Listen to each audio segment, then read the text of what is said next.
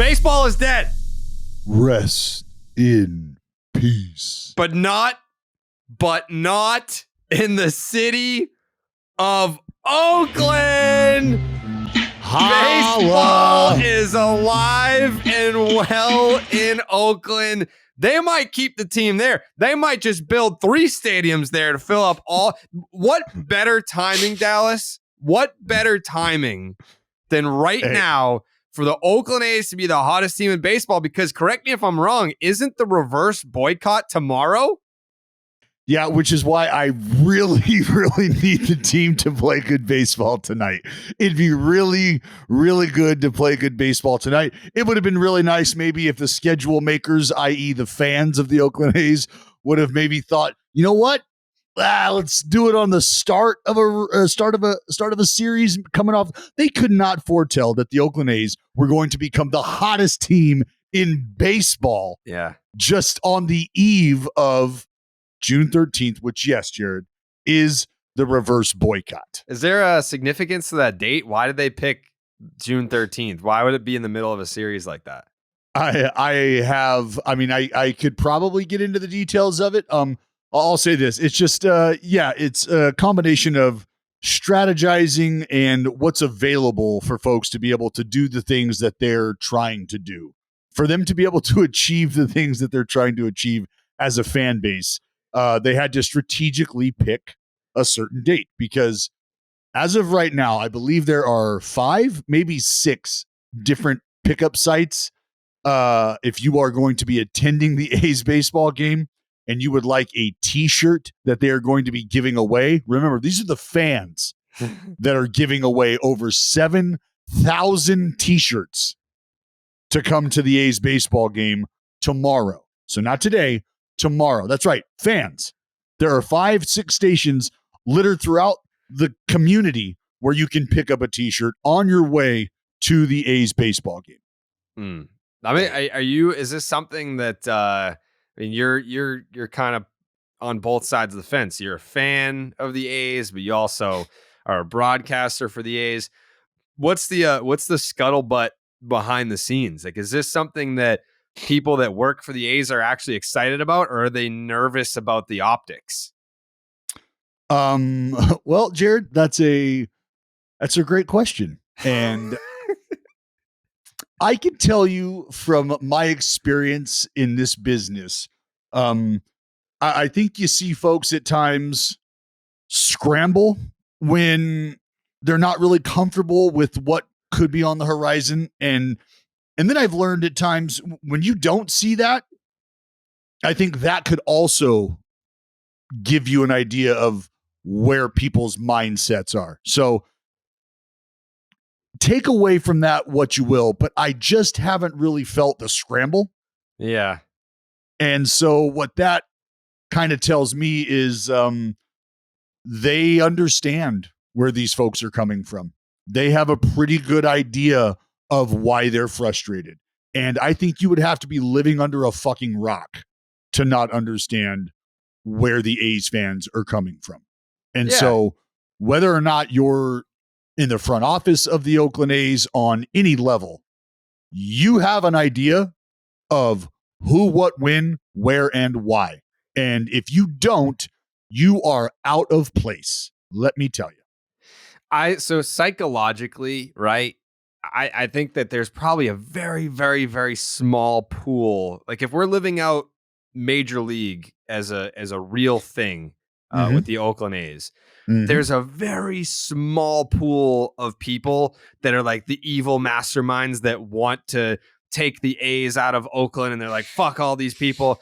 And people, because I think the other thing too, like especially if you're a younger baseball fan, you probably think that, oh, if I work for a major league team, there's so much money involved. There really isn't. Like if you work for a baseball team, you're doing it for shit money.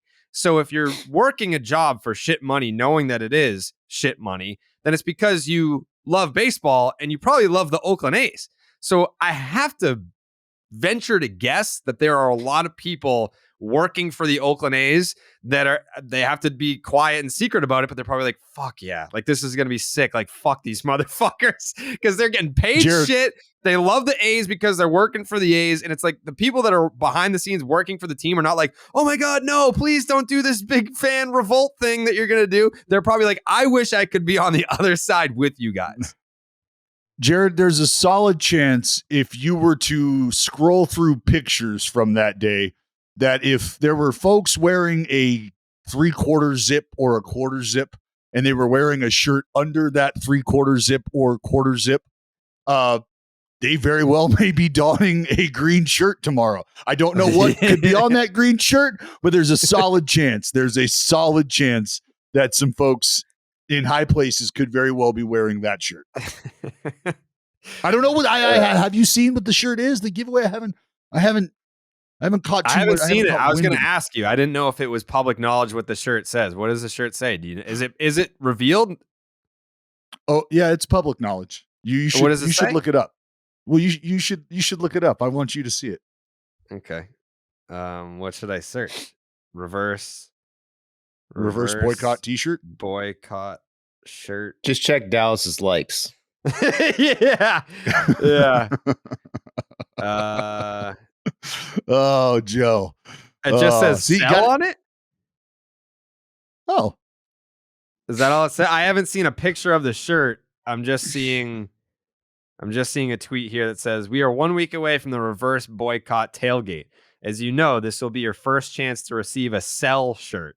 If you are able or willing to help distribute these shirts, please feel free to let us know. We appreciate all of you and your support. #stay, #Fisher out. And that is from Oakland 68s. Yep. The Oakland 68s, the folks at the last dive bar, all the fans in right field, all the fans in left field. Yeah, they have unified. I mean, just think about this. You've got fans that have gotten together, pooled their money together, and organized to the point, like I said, they've got multiple stations set up where the fans are going to be giving away 7,000 t-shirts. Why 7,000? That's where the frustration. Why not more? Because that's as much money as they were able to accumulate to why didn't you fund give the away? project? To just give away. I mean, Jared, there's write-offs. That's true. It's a business expense, Dallas. This is business after all. Smart. It is business after all, and Mm-hmm. I mean, so as somebody who likes to donate, as somebody who likes to support my community, if you've got a tax write-off, present it to me. I mean, Sure. opportunities like that come in many different forms. Mm-hmm. I would love to support the cause. I'll have to look into like how much it costs to print. I don't know, like 1,000 t-shirts. That can't be too much. It's probably like $4 a shirt. What's that math, Joe? What's that math? It's not $4 a shirt. 7,000 divided by what? No.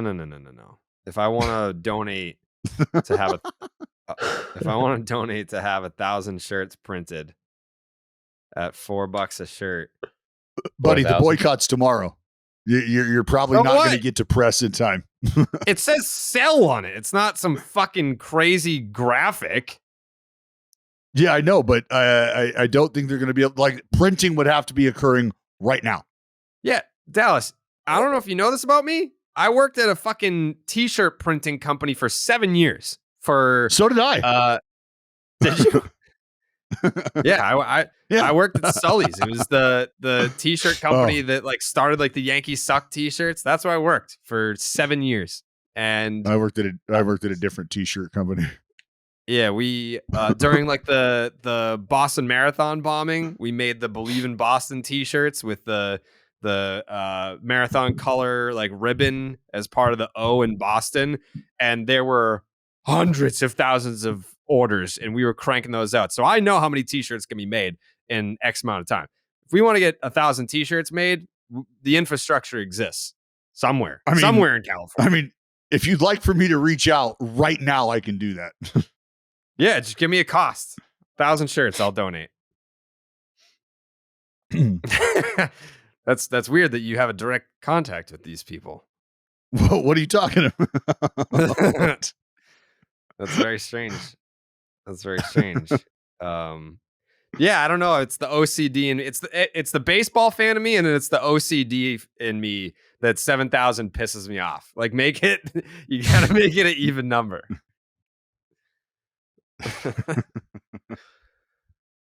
Yeah, we'll see what we get back. Yeah, maybe it's too late. I don't know, but either way, 7,000 just doesn't. It's 7,000 to me. That's like you want to have. Here's the thing: the original goal was 5, and because they blew past the amount of donations and the amount of money that came in, they said, "Fine, we'll buy as many more shirts as we can." Yeah, so just keep making them. So that's what they landed on. Yeah, because if I didn't know that information, I'd be like, "Oh, they're only anticipating 7,000 people," which is like a standard Oakland A's attendance a couple of years ago. They're not. That's like fucking 5 times the attendance right now. But I think you're you're assuming that the shirts are normal size. What if you find out that they're actually jumbo size and can fit 2 people inside of one shirt? I feel like they're eating good over there. Probably. We good in the town. Yeah. We good in the town. No, it will be a very interesting day tomorrow, to say the least. It will be very interesting. I'm intrigued. Who's in town? The Tampa Bay Rays. Oh. Yeah. Why did they do that? Why would they? Because I don't think anybody saw the Rays going fucking 30-7 at home. I don't think anybody saw the Rays just not losing a baseball game for the first 2 weeks of the season and being who they are right now. I don't think that was necessarily. Well, they picked them because they know that today they're going to have a shit attendance against the Rays, and then the next day to like sell it out theoretically will be like a crazy contrast. Like, look at us, we're beasts. Joey, you stop making sense. I think like an A's fan over there. Yeah. So nonetheless, the 5-game win streak for the Oakland A's has been magical. It has been nice. It's been a great moment in the season, a very much needed moment in the season. And like I told you, fans, I told you guys, even when the A's lose, we win, because things, well, they might not have started great on the road trip, right? Go to Miami and get smacked around. That's not fun. But then they rolled into Pittsburgh, took 2 out of 3 from my Buccos. That sucked, but at the same time, was still fun to watch. And then they rolled, right into Milwaukee and did the damn thing. Oh, did they do the damn thing? But I just want to throw you some numbers real quick on the series against the Pirates. The A's had 40 hits over that series against the Pittsburgh Pirates. That was an outburst. 24 runs scored. It was an outburst. The power was on display. It was really nice to see a group of dudes who've been working their ass off finally have something to show for the amount of work that they have put in. Guys on the mound have been doing a great job. The outings have gotten better and better. Just watching pitch usage, watching sequencing, watching the misses. It seems like this was a moment in time where everybody, like in the starting rotation, guys out of the bullpen, everybody was just that much more crisp. And it looked like just a significantly different brand of baseball that everybody was playing. Joey, does it make you feel better that the A's swept a team now? Like the Braves are kind of off the hook for losing a series to them because someone got swept by them? Yeah, it's a big relief. You know, everyone was roasting us, but that didn't look like that bad of a series. We stole one in Oakland. So we're happy about that now. Yeah, exactly. You stole one in Oakland. And it's really, and I said this on TV yesterday, shout out to the Atlanta Braves, because it was the Atlanta Braves that lit that fuse. It was the Braves that lit the fuse for the offensive bomb that would explode in Pittsburgh, because they smacked the fucking Bravos around a couple games at home, hit the road, And then fucking Luis Arias hit 7,000 against us over the series in Miami, and that sucked. And that's why we don't talk about that. And we move right into smacking around the Buccos and fucking sweeping the Brew Crew.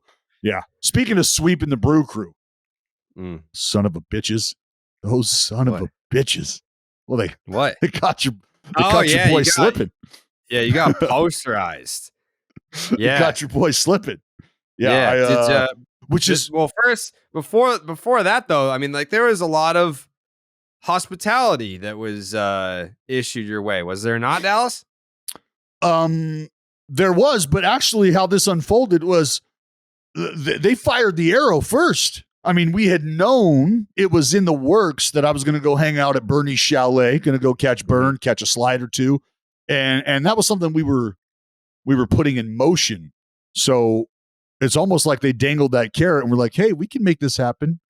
And then just wham, as they were dangling the carrot, here comes a fucking right hook out of nowhere across the digital video board in-house. Got me looking like the Ancient Aliens guy. But I said it's a really good thing that they weren't that in that moment, because in between innings, I like to wrestle around with my broadcast partner, Johnny Dosco. I like to yank on him, his arms and neck and no. Hey, I hear the fucking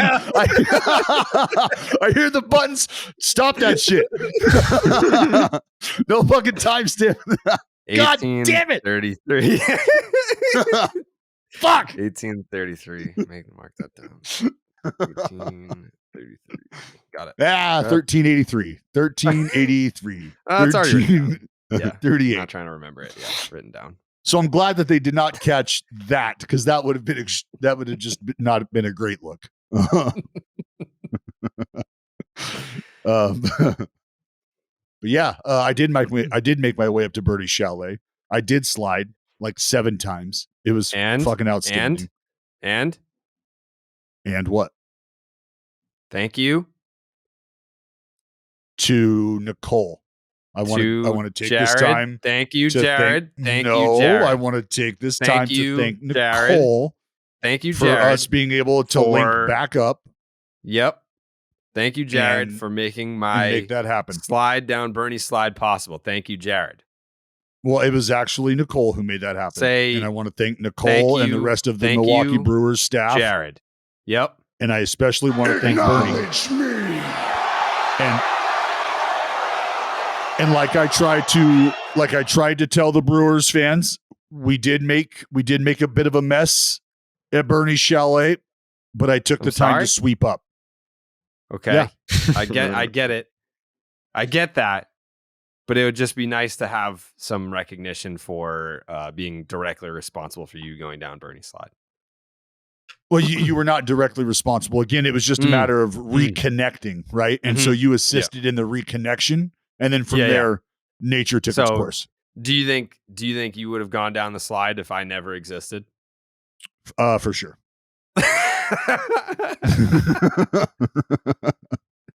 for sure. And I also could not leave without stopping in and saying what's up to the legend himself, Harry Doyle, aka Bob Uecker. Yeah. How's Ueck? Yeah. Ueck's doing good. He's just, well, it's just so big league, right? So big league, like everybody. And this was, oh my God. So maybe not the greatest lunchroom scene in Milwaukee. Okay. I mean, there's been better. There's been absolutely worse. I'll say that. There's been worse, but maybe not the best. So we're cruising up the elevator for breakfast, and on comes this like, breakfast shuttle, if you will, this tray cart. And it's got 2 hot pans of eggs, 2 hot pans of bacon, some hash browns, some waffles, right? And I'm like, oh, hey, looks like it's going to be a decent breakfast spread. And so I get into the booth and I'm screwing around, getting lineups in, whatever. And then we go over to talk to Ueck a little later. And you want to know where each and every one of those fucking breakfast trays went on that breakfast cart?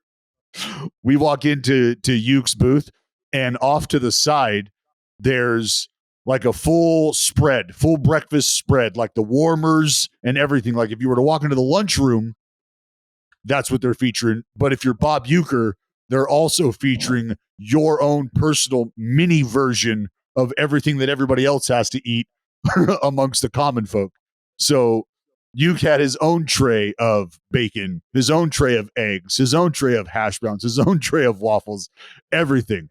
So it just doesn't get any more grande than that. Yeah. And it was just nice to see, because we walk in and Uke's, he's fucking offering, hey, you guys get anything to eat? You guys like, dude, we're just here to like stare at you. Honestly, if you wanted to say words, that's cool. We just want to look at you though, man. Just want to be in your presence. He couldn't be more down to earth. He's just like the cool grandfather that's hanging around, and everyone, I mean, he gets respect from everybody. Well, and hey, everyone and the whip is still cracking. Still quick with and it. The whip is still cracking because I told him, I was like, and I have some very close friends of mine who are related to him, like, third cousin status. And when I was a little boy, we were at a family reunion that Bob Uecker was at. And so I remember that. And I told him that when yesterday I was like, hey, we did, you're not going to remember this. I said, but I was a little guy, and I actually had the pleasure of meeting you a long time ago at a family reunion. And he was like, did I come alone or was I looking for a date? At a family reunion, which is, obviously the joke, you get it, but he's just, he's a fucking peach of a human, man. Yeah. Bob Uecker, we got to get him back on. That was 2019 that I was in Milwaukee, and I was just sitting in the dugout with Yelich, and he's like, have you ever met Bob Uecker? And I was like, no. He's like, do you want to meet him? I was like, I'm not walking up to him. And he's like, oh, I'll introduce you. He walks up, introduces me, and I was like, you're a fucking legend, blah, blah, blah. And I was like, we basically had the podcast thing already set up. It was kind of just like, if someone was down to do it, then we would just like walk over to like this little station that we had set up. And I was like, would you ever want to do the podcast? And he was like, sure. And I was like, when would you want to do it? He's like, right now. I was like, okay. So we just went over and just did this impromptu interview, and he couldn't have been cooler. And it was fun to just watch everyone else observe him and take him in, like the mood and the ambiance just changed when he was around, which is very cool. There's a gravitational pull with him. Yes. And I think it's cool to see how he don't give a shit about that. He's just like, yeah, no, not at all. He's not at all. Like I tried to, like I did. We walked in, we talked, and he was talking, and then there was a break in the conversation, and I just stuck my hand out and I was like, Mr. Uecker, I know you have things to do. I just want to thank you for your time. I'll let you get back to work. And he's like, oh, I'm just eating breakfast. I don't give a shit. You can hang out in here all day. You want to call the game in here? And I was like, to your point, he just as cool as could possibly be, man. Like he's one of the dudes where if Bob Uecker was your holy grail, if he is your dude, like if you wanted to get into this business because of him, then he is somebody that I hope you get to meet in your lifetime, because he absolutely is one of those guys where if he was your hero, meet him, because it won't be ruined. He won't ruin that for you. He will only make you wish you were like his fucking biological child. He's a fucking awesome dude. Yeah, 100%. We got to keep the parlays going. We hit one. We hit our first as a team last week. Not to suck my own dick here, but the next two also hit. You're welcome. You're welcome if you were riding with me. A lot of people were saying, oh, there's no way that Joey's going to hit it. Joey's going to be the reason why you didn't hit it. Listen, Joey's cooking right now. Joey's cooking with gas right now. Do you have something in the kitchen right now, Joe? Do you have a pick lined up for this week? I got a lot of picks. It just depends which one I want to go with right now. That's a big question. Are they all winners though? Probably not. But probably not. That's how this game works. Can't win them all. But yeah, for today's parlay, I think I'm just going to go with Josh Lowe. Oh, okay. Getting a hit. One hit against the Oakland A's. Okay. Josh Lowe to get a hit. Mm-hmm. I'm gonna stick with the Joshes. I'm gonna go Josh Young of the Texas Rangers, aka Young Money. Yeah, that sucks. They call him that. They should say his name isn't spelled like that. They shouldn't. Yeah, it's not. But Josh Young is going up against Tyler Anderson, lefty from the Angels. He's got an ERA of 5.62. Doing a little digging here. Josh Young, 739 slugging percentage against lefties when in Texas at home. That is 10th best in the big leagues. So I'm going to go Josh Young, 2+ total bases. Jay, do you got a Josh? I don't have a Josh. Wow. I do have some cold water to throw on the A's win streak, though, because I'm just taking the Rays to win today. You're just an asshole. This is what you are. You're just a complete and total asshole. Like, this is why we can't. I'm trying to win people. I'm trying to win people money. This is why we can't create synergy here, because you want to be. Were you going to take the A's to win?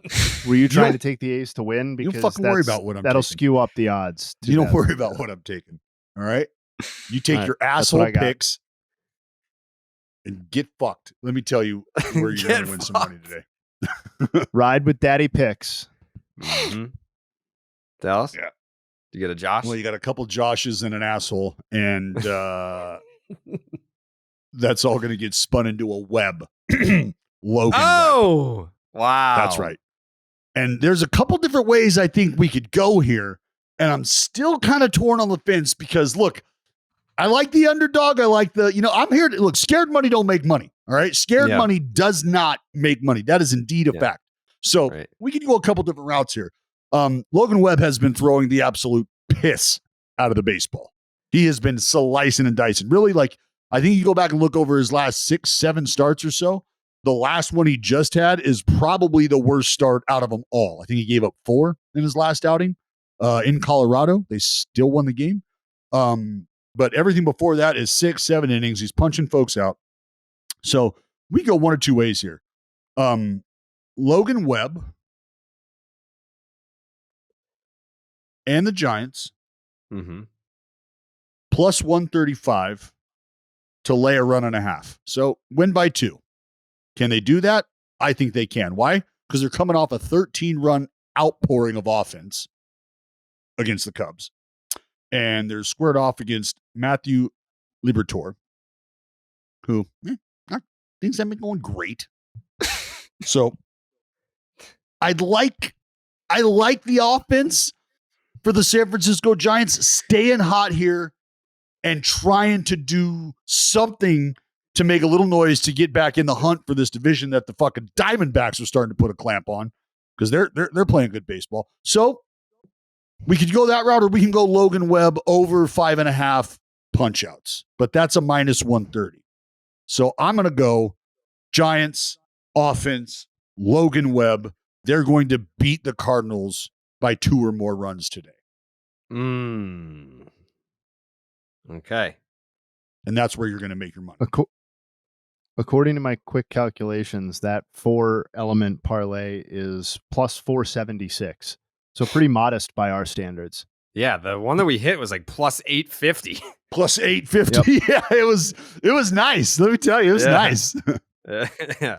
I'm sure it'll be a different number by pod publishing time, but no matter what it is, it'll be lower than last week. So, and if I get mine wrong, it's not fair because they don't. I was going to bet the Braves to win, but they don't even have it offering it because it's so unfair. They don't even have the Braves versus the Tigers on the book yet. It's so funny because the Tigers suck. The Tigers suck. Tigers suck. They've lost 8 straight? 9 straight games. They almost won yesterday. Yesterday. They choked. Yeah, it was bad. I got attacked yesterday on Twitter, and I deserved it. Masataka Yoshida made a sick catch in the corner and left, and I said he was a runaway to win Rookie of the Year. And Josh Young is the runaway to win Rookie of the Year. He's outperformed every rookie by a noticeable gap. I apologize to Texas Rangers fans for saying that Masataka Yoshida was the runaway. But is that your way? Is that your way of apologizing? Picking Young? That's cute. Hit it out of the park this baseball season with DraftKings Sportsbook. Bet on your favorite teams, players, and rivalries all season long. This week, new customers can place $5 and get $200 in bonus bets instantly. Plus, all customers can take a shot at bigger payouts with DraftKings stepped-up same-game parlays. Open the DraftKings Sportsbook app, opt in, and place your stepped-up same-game parlay by combining 3 or more bets from any big league game. Boost your winnings with each leg you add up to 100%. All you got to do is download the DraftKings Sportsbook app now and sign up with the promo code JARED, Jared. New customers can bet just $5 and get $200 in bonus bets instantly only on DraftKings Sportsbook with the promo code JARED. Gambling problem? Call 1-800-GAMBLER. In Massachusetts, call 800-327-5050 or visit gamblinghelplinema.org. In New York, call 877-8-HOPE-NY or text HOPE-NY. In Kansas, call 1-800-522-4700. On behalf of Boot Hill Casino and Resort, 21 plus in most eligible states, but age varies by jurisdiction. Eligibility restrictions apply. See DraftKings.com/sportsbook for details and state-specific responsible gambling resources. Bonus bets expire 7 days after insurance. Opt-in and 10-plus leg requirement for 100% boost. Eligibility, wagering, and deposit restrictions apply. Terms at sportsbook.draftkings.com/baseball terms. Holy fuck. So I hope in post-production, I hope Jake does that thing up. where he speeds up your voice. Yeah. And that's going to be something that he cuts, and I never have to do that again. He just fucking cuts it and uses that clip and just speeds it up. That's good, because I was going to say that was your A+. That was your A+ read. That's the best I got. Just fucking print it. Mm-hmm. Yeah. Anyways, we talked about Dallas getting roasted by the Brewers. We talked about the reverse boycott, which is on Tuesday. We talked about the A's being the hottest team in baseball. How about them Tampa Bay Rays taking a big series from the Texas Rangers over the weekend? That was probably the measuring stick series of the year for both teams. Is that fair or unfair? I mean, both playing very good baseball right now. And the Texas Rangers have been, I don't want to say that people maybe thought that this was unsustainable or flukish, or I think a lot of people, when you dug down, and I think we were a group that kind of said this, the Houston Astros are not that dog. They're not that dog. I get it. You want the road to have to run through them right now, but it just doesn't appear to be that way. It appears that what the Texas Rangers have been doing is the real fucking deal. And it appears to be sustainable. That's at least what they are proving right now. So yeah, I think it's fair to say it was a measuring stick. I'm the only motherfucker on this podcast that picked the Texas Rangers to win the division. You did not have the balls to switch your pick from Houston to Texas. You wouldn't do it. You would not do it. Jay Hay thought about it. You were just a straight up like, why would I do that? Nope. I love the green and gold. Why would I switch my pick from the Astros to the Rangers? Why would you do that? Do you feel stupid yet? Why would I? It's fucking June, bud. Oh, calm down. God. Act like you've watched a full baseball season before. The Texas Rangers, even despite losing this series to the Tampa Bay Rays, the Texas Rangers are 41-23. They are 5 games up on the Astros right now. They have a plus 149 run differential to the Astros plus 55. Am I the smartest guy on this podcast? Some would make that case. But at the end of the season, if the Texas Rangers win the division, I think that you guys all have to give me a present. You guys have to give me a present. What? Yeah. What the? Yep. It's gonna be like what is that called? A fucking Yankee swap. We're gonna set a limit, $100. Have to give you a present. Yep. Yep. If the Texas Rangers win the division, if the Texas Rangers win the division, each of you have to buy me a present. If the Rangers win baseball games, you have to give me things, and I want nice things. So give me things if the Rangers play good baseball. You understand? $100 limit. Just set the limit at $100. You each buy me a present. Yeah. Yep. I think that's fair. Jake, is that fair? That's fair. That's more than fair. Thank you. $100 limit. Yeah, for sure. For sure. I'm scanning eBay right now. Yeah. I'm looking right now. Yeah, what are you going to get? Yeah, well, buddy, I mean, the list, it could be lengthy. It could be lengthy. You're not getting anything. They're playing good baseball right now. That's fair. A bet's a bet. A bet's a bet. A deal's a deal. Okay? Well, we haven't made a bet and we haven't made a deal. We literally just agreed on the bet. And for someone that's so confident, you've been rattling your fucking about the Houston Astros winning the division. Why do you care? I mean, the Astros you've been going to win the division, your right? Tin can looking for a fucking handout is what you've been doing. You said that. The Astros going to win the division. So why are you so scared about having to buy me a present for a limit of $100? I'm not scared at all. I'm not scared at all. I mean, look, you sound pretty scared. If you can show me the jersey you owe me, then I can start to entertain the idea of maybe engaging in a bet. By the way, I sent you the fucking O'Neal Cruz jersey. Never seen you wear it. Never seen you wear it. There's something about a grown man using the phrase jersey? Give me a present. That just hits my ear in a certain way every time. You understand? You understand? You other grown men are going to have to give me gifts if this baseball team plays well. You have to give me a present. You have to give me a present. You have to give me a present.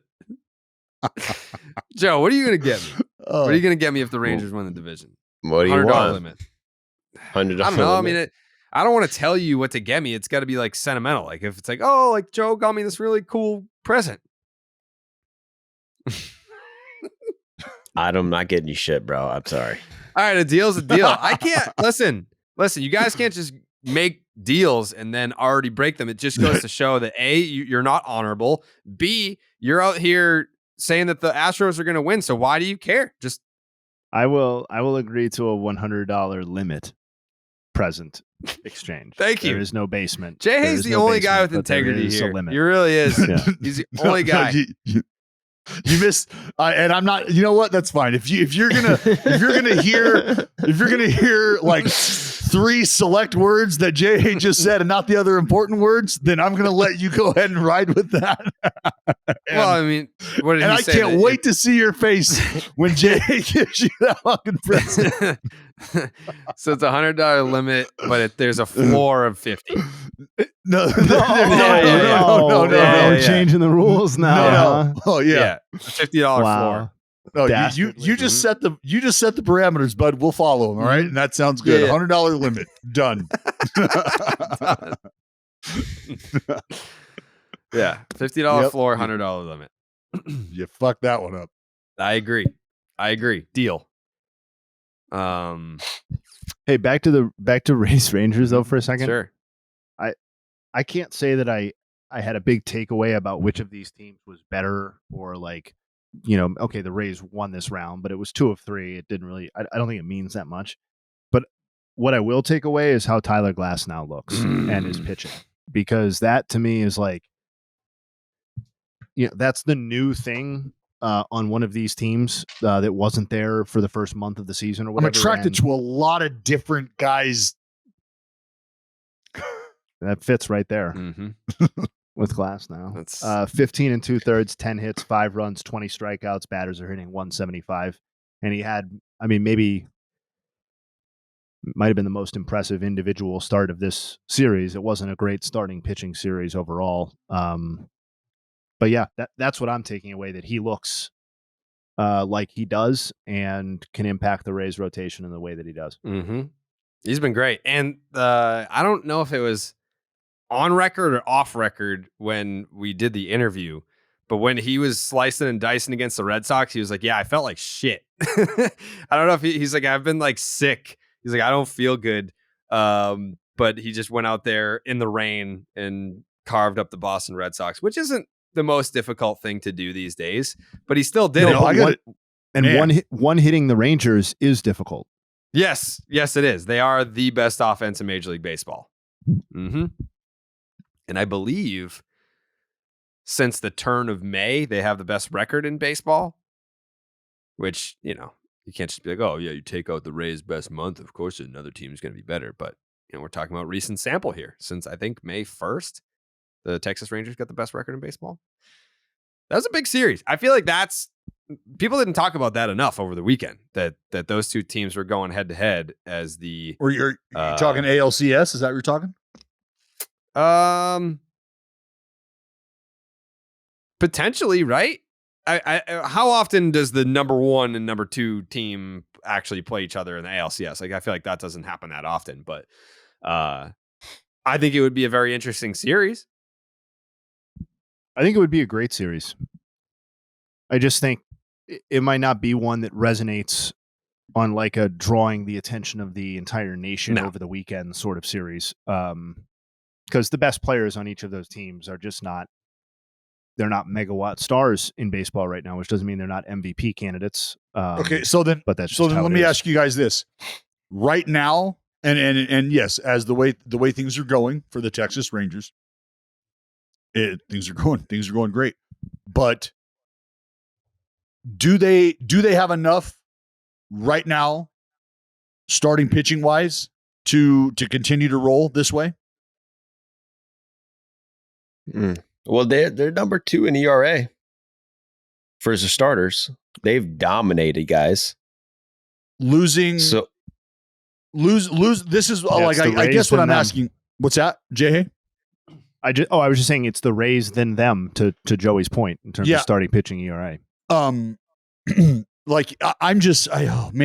curious to see, and I'm not curious in a way where like I think it's going to be negative. I don't want it to be negative because I wanted them to be able to quickly move on from the Jacob deGrom thing. If you remember when this all started with Jacob deGrom, I was hoping that if it's going to be an extended period of time, let's come to that term now and move on so that this group can collectively move on from the questioning whether or not he's going to be around and whether.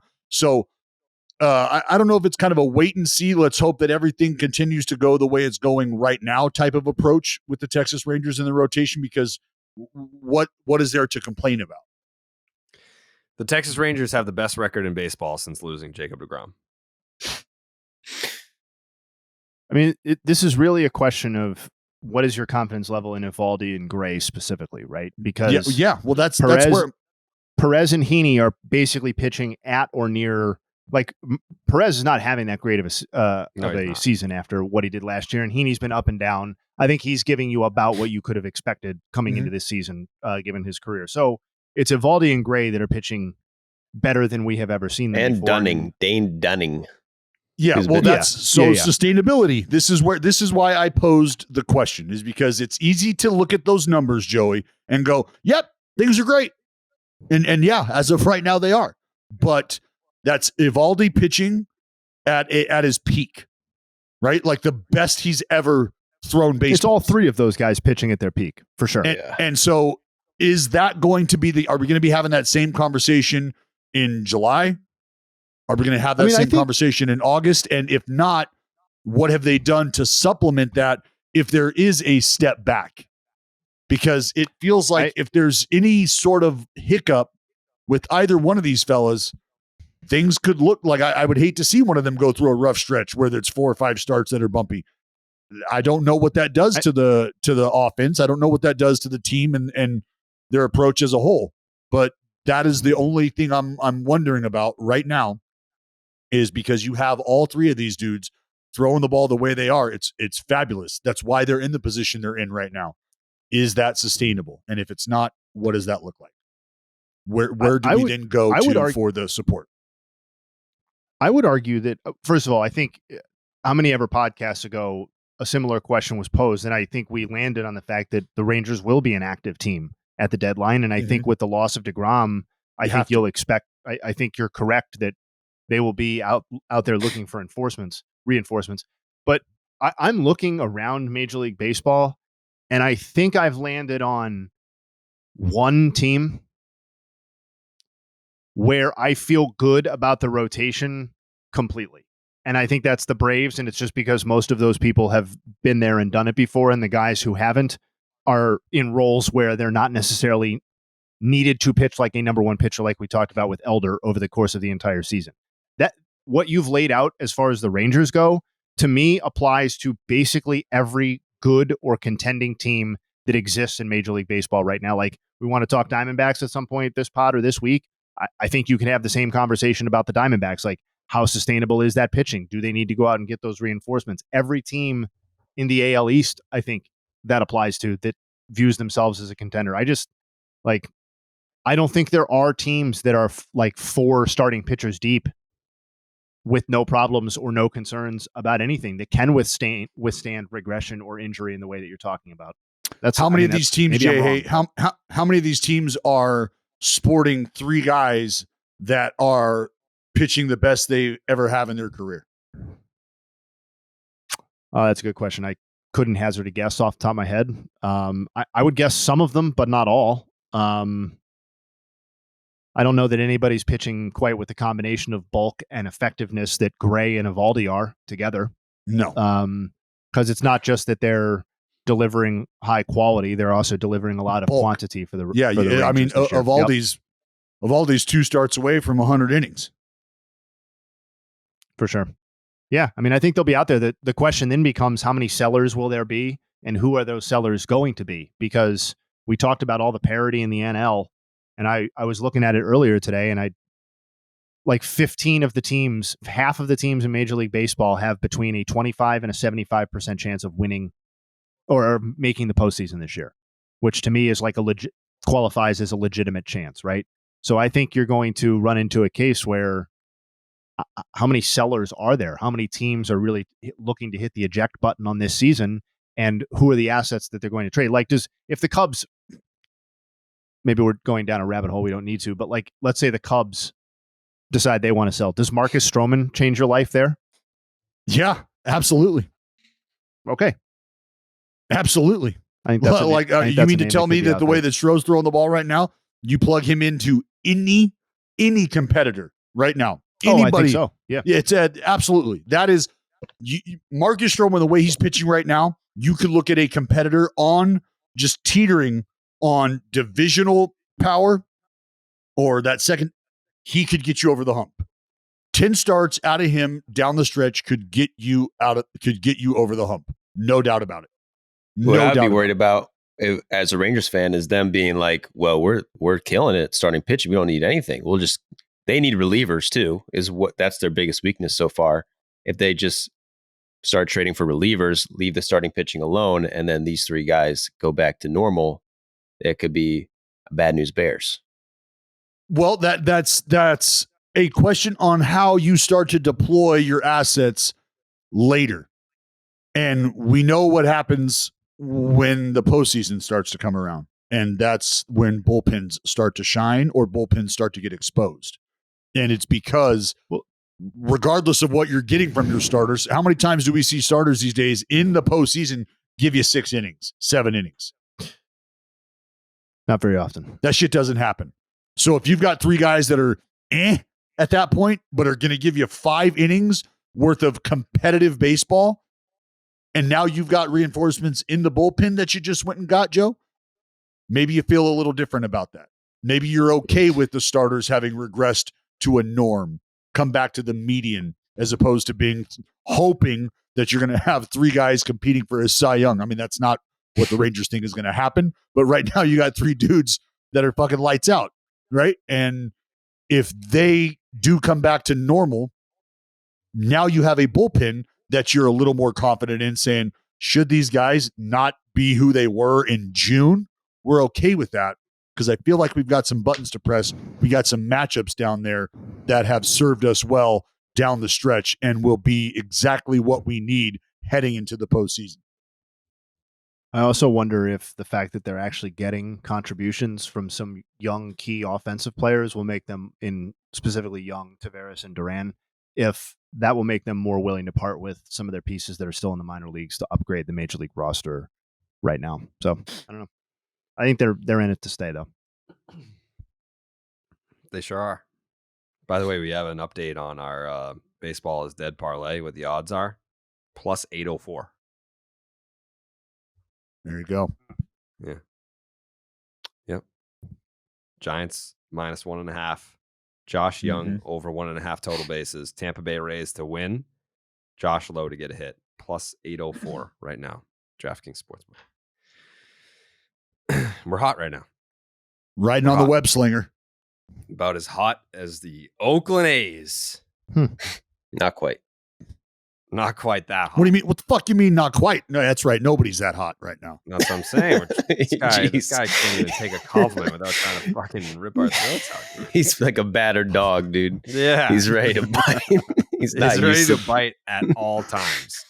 I am. We're just sitting here. Sorry. He's so used to getting abused that you go to pet him and he bites your fucking finger off. No one's as hot as the A's. The fuck do you mean? What are you talking about? Dude, that's a compliment. Oh, sorry. It's true. Dallas, you need to chill out with a blue moon. Oh, I would love to. Yeah. I had several blue moons over the road trip. Many blue moons. Yeah, I saw you tweeted out the coriander.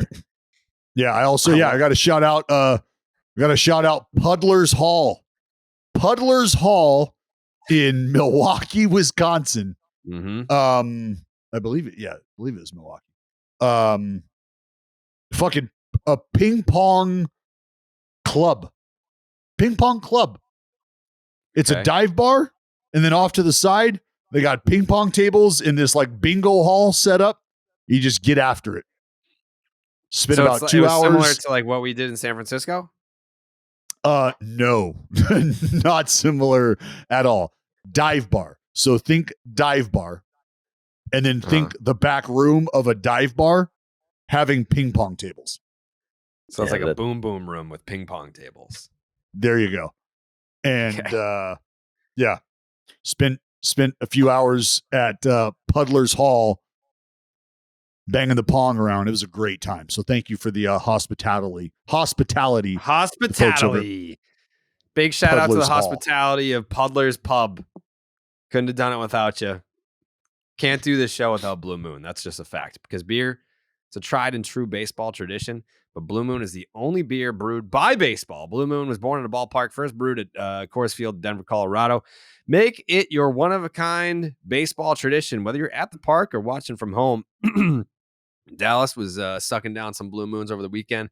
I had a nice little 6-pack of the Blue Moon bottles for some Red Sox Yankees all weekend. Had a Blue Moon at dinner on Saturday night, actually, when I was watching the Woo Sox and the Red Sox simultaneously. With its refreshing flavor with a Valencia orange peel for a subtle sweetness and hints of coriander, Blue Moon Belgian-style wheat ale is a one-of-a-kind beer that's made brighter. It's carefully crafted and full-flavored with refreshing notes in a smooth, creamy finish. Blue Moon was brewed by baseball to give you a dose of nostalgia and get you excited for the new season. Why strike out with the same old beer when you can get something that's one of a kind? Its bold flavor, bright explosion of color, and iconic orange slice ritual guarantees a one-of-a-kind beer experience perfect for spring weather.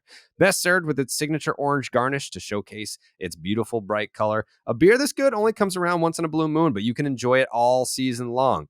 Keep baseball traditions alive with Blue Moon Belgian-style wheat ale. It's a one-of-a-kind every time. Check out shop.bluemoonbrewingcompany.com for baseball merch and visit get.bluemoonbeer.com/rocket to find Blue Moon delivery options.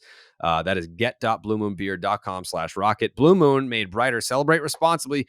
Blue Moon Brewing Company, Golden, Colorado Ale. They actually sent me a really cool gift package where I got like a Blue Moon, it almost looks like a throwback old-timey baseball jersey.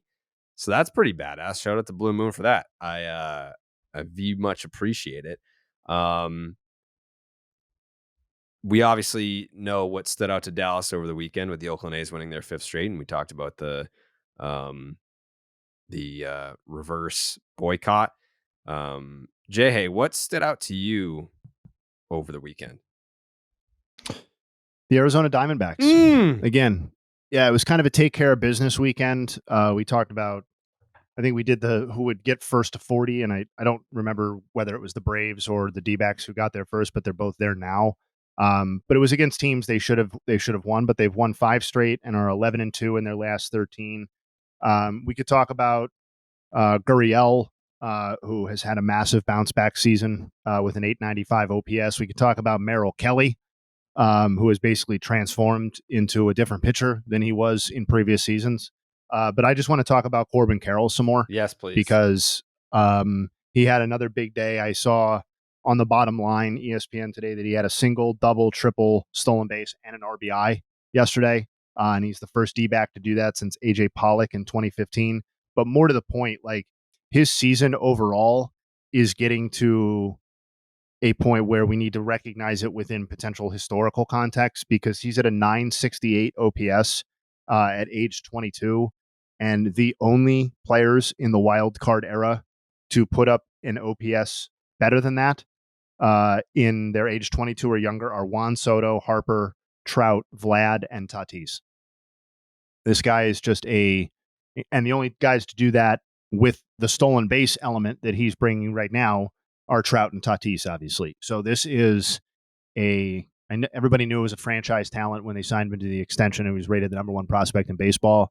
But for him to come out through the first 2+ months of the season and 2.5 months of the season and put up numbers like this at this age is really, really special stuff. And it kind of changes the math on what sort of team they can be, I think, right now and moving forward, to have an MVP caliber talent, not just a guy that might make the All-Star team, which I think was the hope at the beginning of the year, but an actual MVP caliber guy leading that team, I think changes the D-backs entire outlook.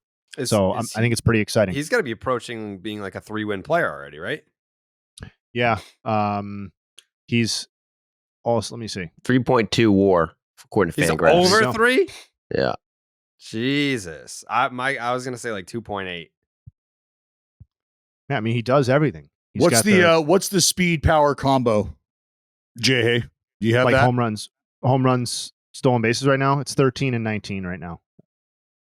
No, but I mean, doesn't Baseball Reference have a speed power combo statistic? Oh, I don't know. Maybe.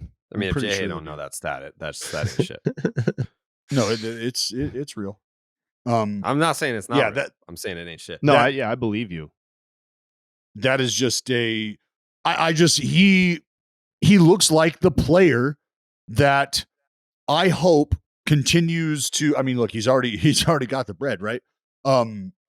But I hope what we watch and what we see unfold from him, putting the ball in play, running, those types of things, I hope that just continues to trend in the direction it is, because that is how we start to get the game back to what I think a lot of folks remember it to be and really do want it to be. And I gotta say, like the way that the games have unfolded and what I'm watching day in, day out from multiple teams, from really every team we're playing, folks want to win, and they're trying to do what they can to move offense along, and they're not just waiting around for the big hit. And Corbin Carroll, I think, could be a poster child for the game and where it's headed in terms of trying to steal 90 feet, also have the ability to hurt you with the long ball. But the combination of those things really kind of expands the threat, as opposed to him being one-dimensional power-wise, or, hey, he can slap the ball wherever he wants. If he needs to, if he gets to first base, we'll pay attention to him. But outside of that, he's not a threat. Like, that's not the case. The dude's fucking backside boogieing shit out of the ballpark, going oppo. He's going to have probably 40 bags or so, maybe more by the time this whole thing's said and done. So what does that look like? Are we talking 40-40 from Corbin Carroll? I don't think so. But I mean, dude, the power and speed, again, he's someone who's going to pop you 20 plus, steal 40, on base at almost a 400% clip. It's so crazy to utter these things, and I don't expect that he's going to go on to have the career that Mike Trout did.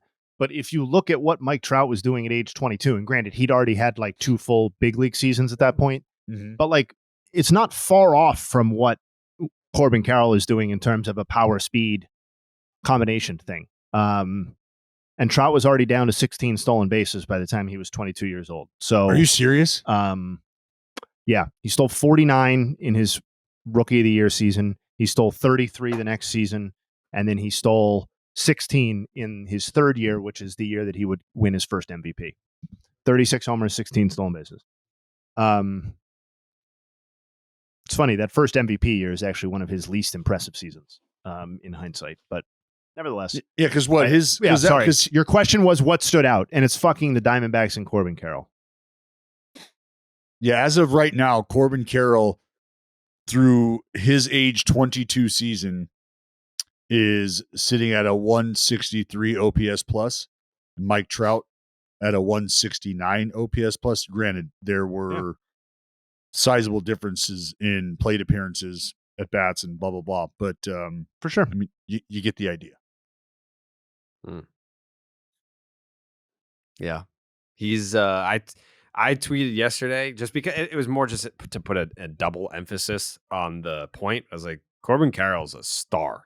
And most of the replies were, no shit, dude. You're late to the party, bro. Blah, blah. I'm like, I'm not late to the party. Like, we've been saying it. But, like, you watch him play baseball, and he does everything well. He does everything well. So it's kind of like, what Dallas was saying earlier about, this is baseball. Like, we kind of were locked in for like a decade of the, X amount of true outcome players where it's like this guy's going to walk, he's going to strike out, or he's going to hit a home run. All the guys are trying to put the ball in the air.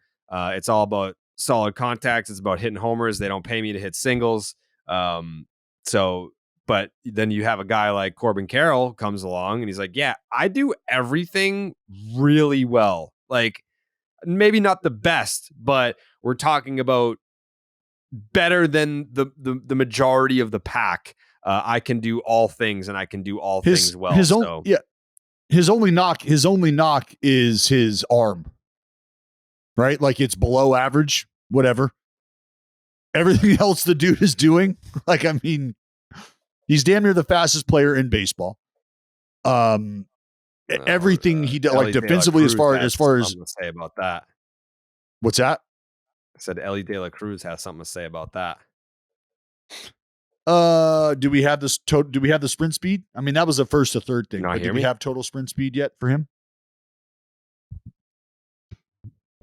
For Ellie, because I know Corbin Carroll is in the 99th percentile. Fourth. Yeah, Corbin Carroll's fourth in baseball. Ellie De La Cruz is fifth. Would you look at that? Yeah, 30.2 for Carroll, 30.1 for Ellie De La Cruz in their sprint speed right now. Yeah. Wow. And who's on top of that list, Jay?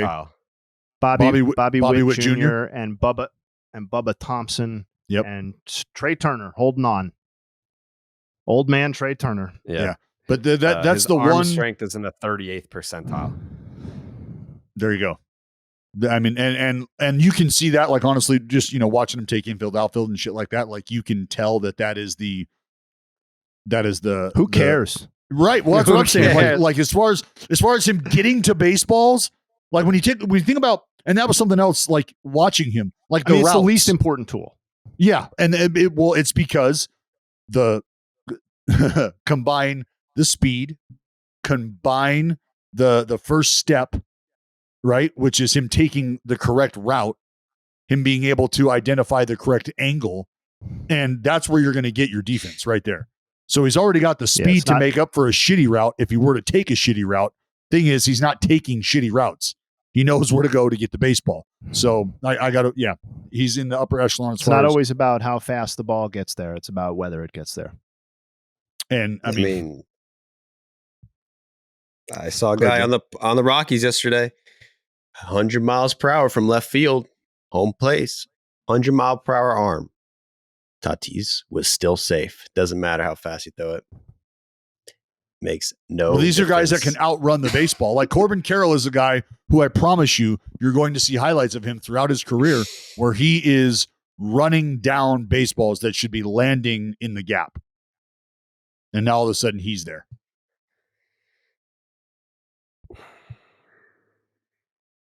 Corbin Carroll, man. Where's he going to finish in the MVP vote? Ooh. I mean, I think I feel really good about top 5 right now. I was just fucking Jay. Question mark. I got top 5 right now. I also think like part of it is going to be narrative or at least team success driven to some degree, right? So if the D-backs take this division, Jay, come on. That's what I'm saying. Like, not only is it going to be like they're going to be rewarded because none of the writers who vote for the MVP also picked the Diamondbacks to win. So it's like a self-fulfilling prophecy sort of thing. But like, yes. And also like, I think the odds-on favorite right now, the clear-cut favorite is mine and Joey's boy, obviously Ronald Acuna. And I think if the Braves go on to win the division and Acuna does anything like what he's projected to do, he's going to be a near unanimous MVP selection. But if we're talking about guys, where will other people finish? I think Corbin Carroll is as good of a candidate for second, third, fourth as any other player, not Acuna, that I can name. I think Arias is now putting himself in this conversation too. Yeah. It's for an entirely different set of reasons or he's going about it in a much different way than Corbin Carroll. But the Marlins are now, 8 games over 500 or something like that. They're second in the division. They're way better than everybody thought, maybe not from a run differential standpoint, but from a wins and losses. And if he makes anything resembling a run at 400, he's going to be in that sub-Acuna conversation too. So Ronald's just making it really unfair for all of these other candidates, I think. But that doesn't mean there aren't really good ones beneath him. Imagine if he hits 400 and finishes like 4th for MVP. I mean, dude, if Acuna goes 40-60... Yeah. There's no choice. And he hits and Arias hits 400. He should finish behind Acuna. Yeah. I mean, honestly. Yep. Because Acuna's going to do it while hitting what? 330, 340, probably. Yep. Mm-hmm. It's just silly to think about, isn't it? Yeah. Today's game. It is funny because Luis Arias, like, he's hitting 400, but he is 9th in WAR in the NL alone. What's the gap in their on base percentages right now? So it's okay. Arias does have a pretty significant gap in on OBP right now, but yeah, and Arias isn't really giving you much defensive value, so he's not going to add to his case significantly there. But I don't know. What's his OBP? Isn't it like Arias is like 452 or something? Yeah, 447. Yeah. Leads baseball. Pretty good. Guy gets on base. Joey, what stood out to you this weekend? Well, it was a long weekend, so I'm going to go with the Braves Mets series, which was last week. I'm glad that you brought that up because I I did have that here, and so as the weekend goes on, I will make notes for the rundown on Monday, just because the stuff that happens on Friday, it's kind of old news by Monday, but we haven't had a show since then. The Buck Showalter comments after getting swept by the Atlanta Braves. He's proud of his boys. You've talked a lot about the resolve of this group. What is the challenge when you have losses like this piling up of keeping the right mindset as a group? I think tonight's game was an indication of that, and the second game here, and the first game here. Guys came in here and competed. They're as good as you want to see. Scored 10 runs tonight against one of the best pitchers in the league, and I'm real proud of them. There's a lot of opportunities there to fold the tent. These guys aren't going to do that, and Pete being down, and they don't. I'm proud of them. I look at it as positive, other than we just ran out of. Couldn't get outs. Used every bullet we had, or era. I'll use that word, but just couldn't get that last out. We got a check swing that was obviously a swing that we didn't get called. So that's kind of how things are going. Them hits the ball right on the button and it curves back to the second baseman. So we scored 10 runs. So I was proud of that. The guys kept punching back, and so that's a positive. Is that a positive, Joe? Hey, it depends on how you look at it. It really depends on what glasses you put on to get swept by the first place. Put on your Mets glasses for me. Well, if I'm putting on my Mets glasses, okay, you could say, wow, we got swept by the Braves, our rival, who is in first place right now. We got swept. We had leads in every game, at least 3 runs in every game, lost all 3. Our 2 pitchers who we paid $80 million combined gave up 4 and 5 each. But hey, at least we got to play the Pirates next. That's the positive. I mean, let me Excuse ask me? Dallas. The first place fucking Pirates? That's what you're excited about playing? That's what I'm saying. They got they are smoked by the Pirates. 2 They're out back of in 3. first thanks to the green and gold. That's right. You're damn right. Like I said, when we win, we lose. And when they lose, I win. I love it. The Dallas synergy going on in baseball right now. The A's swept the Brewers, which allowed the Pirates to get back into first place. Sole and possession. not only after the A's take 2 out of 3 from the Pirates to start their winning streak or to keep their streak going. Excuse me. Mm-hmm. What a world. What a world. It's beautiful. There was not a better baseball day for me. Thank you, baseball gods. You're welcome. If you're going from like the former player perspective, if you're in that clubhouse and you just get swept, you've been on the team for a couple of years and you have this huge offseason, spend a ton of money, there's a ton of excitement, you guys have underperformed, and then you go out and get swept by your division rival, the team that blew past you to win the division when it looked like you were going to win the division last year. And then your manager says, I'm proud of those guys. What's your take on that, Bells? You proud of the other team? Is that what you're saying? No, or proud of the guys in the room. Buck said he's proud of the Mets after getting swept and they're like 5 games under 500. Yeah, I don't. I mean, there's probably a lot of different ways. There's probably a lot of sub messaging, mixed messaging going on there. Like, you know, what he's proud of.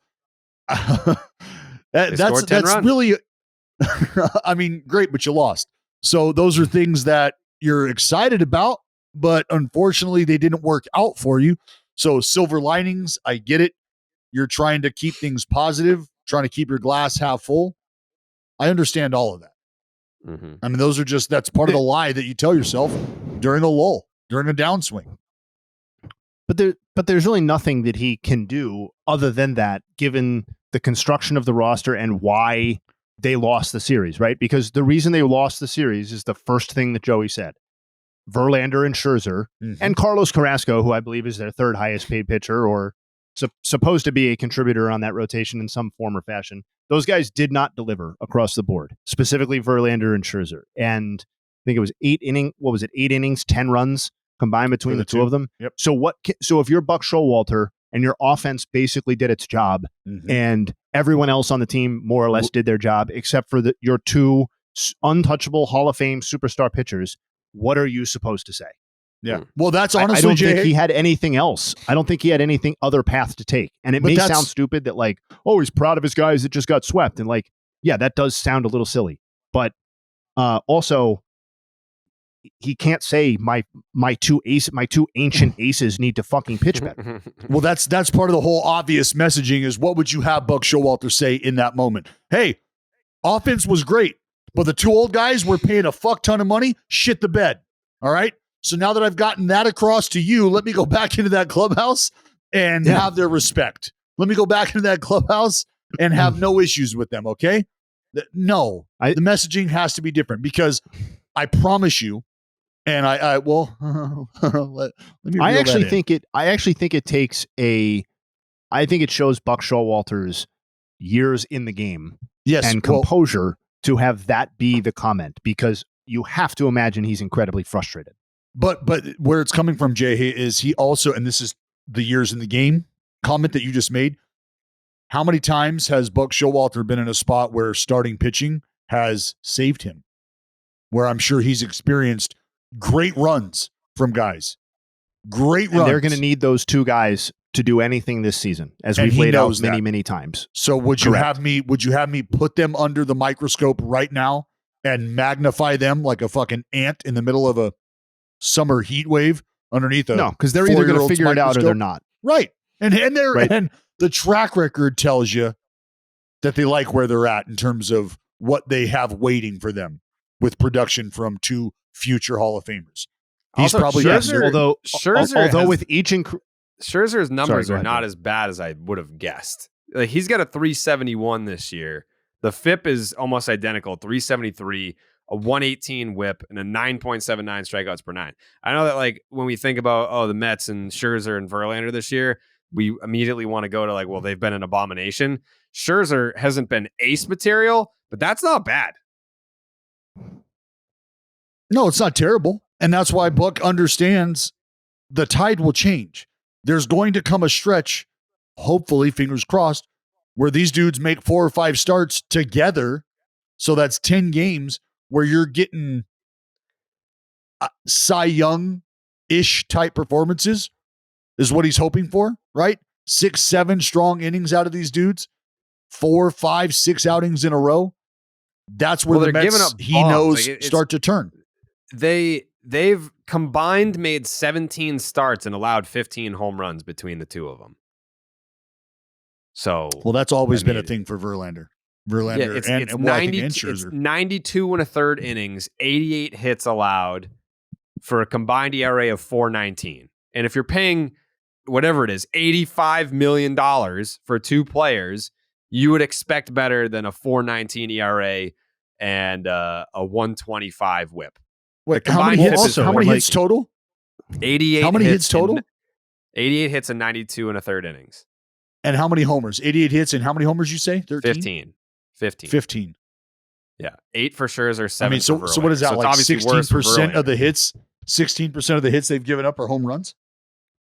Yeah. They've allowed about a homer and a half per 9 innings. And they're also not giving length, which is kind of something that when you think about Scherzer and Verlander, you think about those guys going deep into games.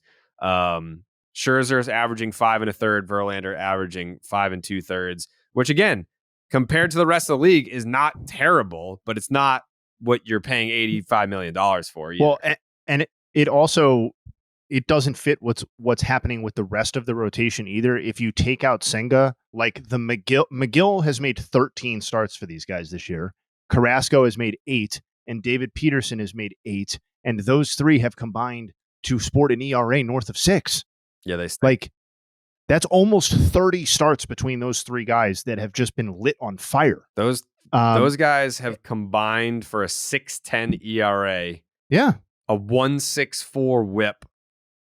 And that's 168 hits allowed in 143 innings for them. So who do you think's better? If you have to pick one team and this is your team for the rest of the year, you got Phillies or Mets? Who would you rather be? Phillies. I think Phillies too. You were quick to that one. I was quick to that one. Yeah. I think I like them just because I mean I hate to say game and a half separates them. I think I'd still roll Mets slightly. Feeling less and less confident about it by the day, though. Yeah, look, the Phillies are 19. I think they're both. I think they may both end up being 500 teams this year. Like that's Phillies, something we need to wrap our minds around. The Phillies don't have anything special going on right now in their rotation either. No, not really. Aaron Nola has been one of the biggest disappointments of the season. Yeah, well, Nola, Wheeler. I mean, Wheeler's been okay, but yeah, there's nothing special. I mean, I think the only reason I quickly jumped on the Phillies is because what does this look like for the New York Mets if these 2 dudes, Scherzer, if the 2 goats don't come around? If there isn't that run, they're not a particularly good team. Waiting. If there isn't that run that I've been talking about waiting of 6 starts or so for both, then what does that team look like? And I don't think it looks very good. Yeah, I got more faith in the Phillies rotation, honestly. Like, I know Nola and Wheeler have been amazing, but where they're at and their age and what, I just think they almost feel more of a sure thing. Well, the Phillies are starting to run out they're starting to run out the opener too, huh? Oh, Mr. Strom, Matt Strom? No. I didn't see that. The Matt Strom is not an opener. He's an elite bullpen arm, and he starts games, and he shoves. Did you see him pitch against the Dodgers? Mm-hmm. I'm just asking. Yeah, he gave up 2 bombs. His ERA since talking shit to Jared is very high. Which is in line with everyone else that was involved in all of that. Well, I just checked Ort's numbers, and Ort, I mean, tip your cap. He's made 2 appearances in the big leagues. Shut him down. Shut the Rays down. Yeah. That takes a man. Mm-hmm. But the Phillies are beasts. Schwarber, hot. Castellanos, back. Bryce Harper. Trey Turner, he's getting hot. The Mets, who do they have? I mean, their whole offense has been Pete Alonso, and him being injured, and we don't know how long that's going to take. I'm not sure what they're saying, but like that's a massive 3 to 4 weeks. Yeah. Yeah, that's 3 I just want to point out Kyle Schwarber's not hot. Kyle Schwarber's hot. Shut the fuck up, Jay. No, Kyle Schwarber is hot, I'm dude. digging in on this. I'm digging in on this one now.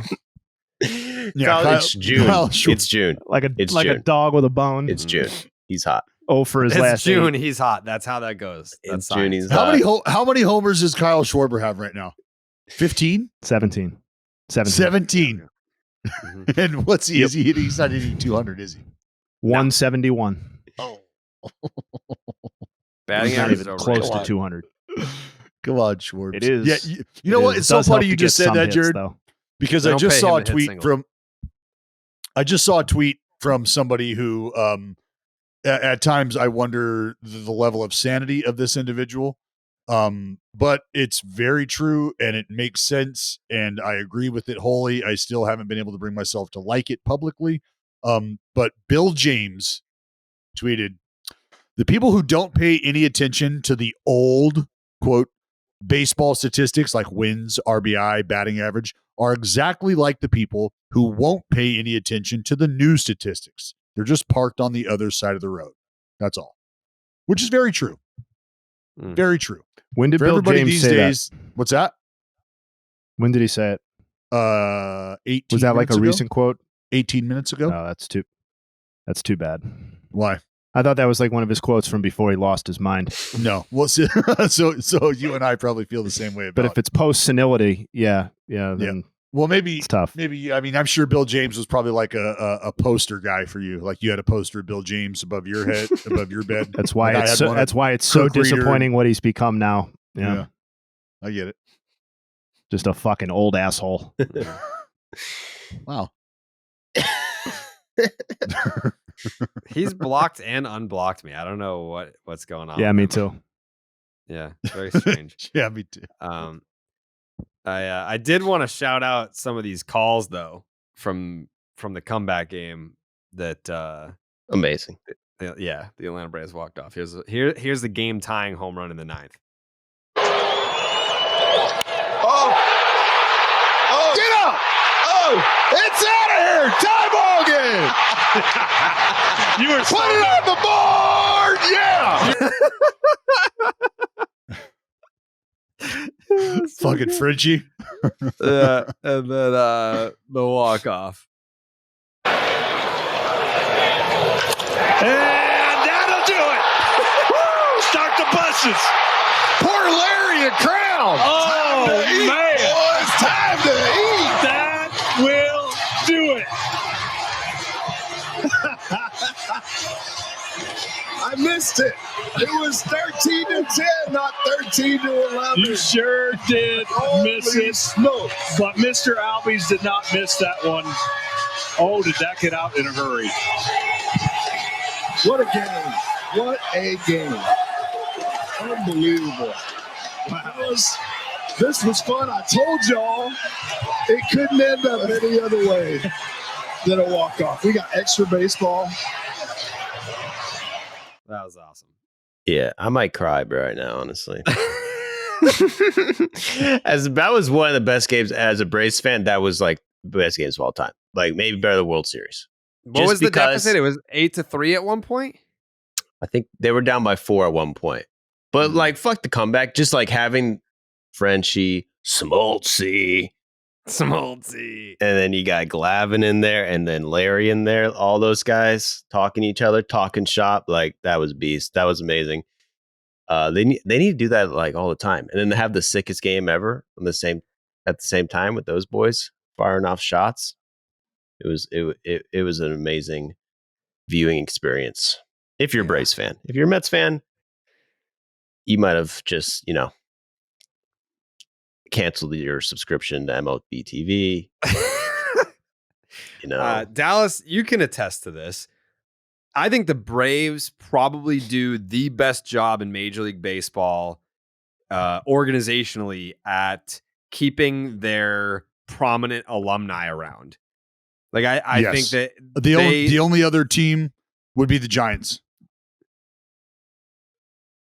Yeah, I mean, they do a great job with taking care of their guys, but in terms of like having them present and around all the time, like the Braves, it's the and even I guess like the Yankees. Well, Jared, the Giants guys are older, man. Like put it like this: Willie McCovey, when Willie McCovey was like, they would clear space, save an elevator, clear roads, so that Willie McCovey's like the vehicle that he would have to use because he had to keep his legs out, stay extended.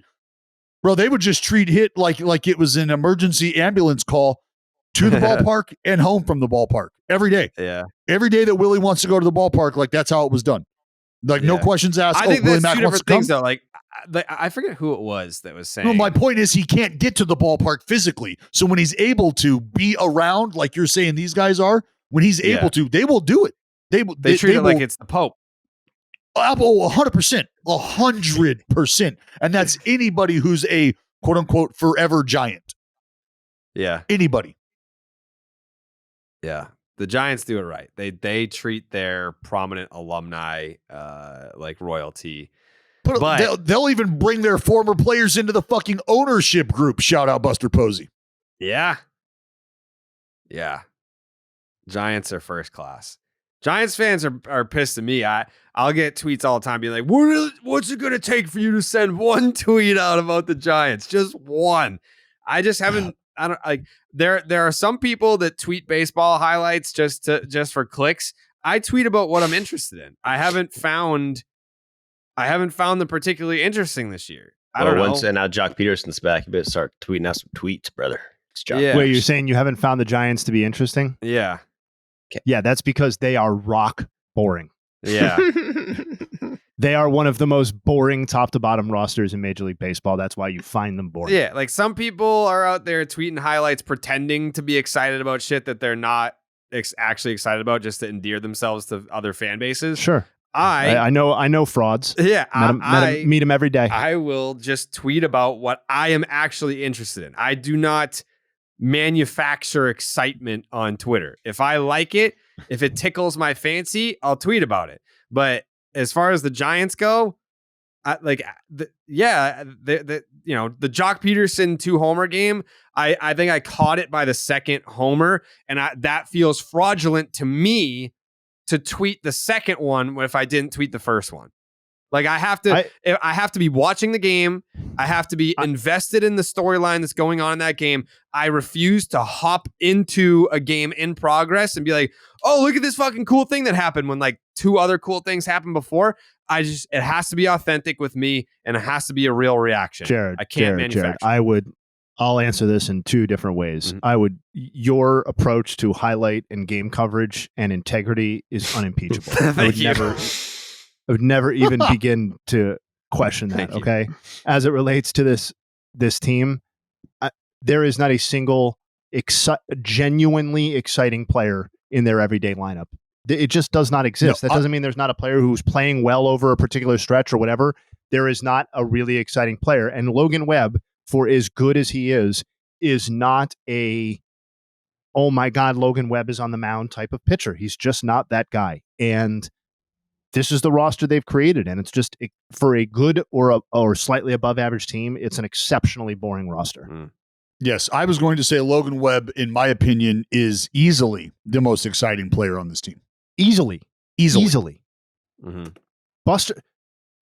Buster Posey in street clothes is one of the most interesting players on this team. Yeah, but and Buster Posey was vanilla like soft serve machines. vanilla soft serve machines look at Buster Posey like, oh, you should spice it up. You ever thought about bringing the chocolate in? Have you ever? Yeah. I think one time we got Buster Posey on Baseball Tonight, and it was like, we got Buster Posey. And then I woke up 45 minutes later. I was like, what happened? Yeah. Well, Giants fans, I'm sorry I don't tweet out a ton of highlights. They don't excite me. But to make it up to you, I'm going to give you a promo code at the end of this so you can go to Giants games for $20 off. How's that sound? It sounds like a good deal to me. Buying tickets to your favorite event shouldn't be stressful. And GameTime is the fast and easy way to buy tickets for all the sports, music, comedy, and theater near you. With killer deals on last-minute tickets and their best price guarantee, you can stop stressing over tickets and start getting hyped for all the fun that you'll have.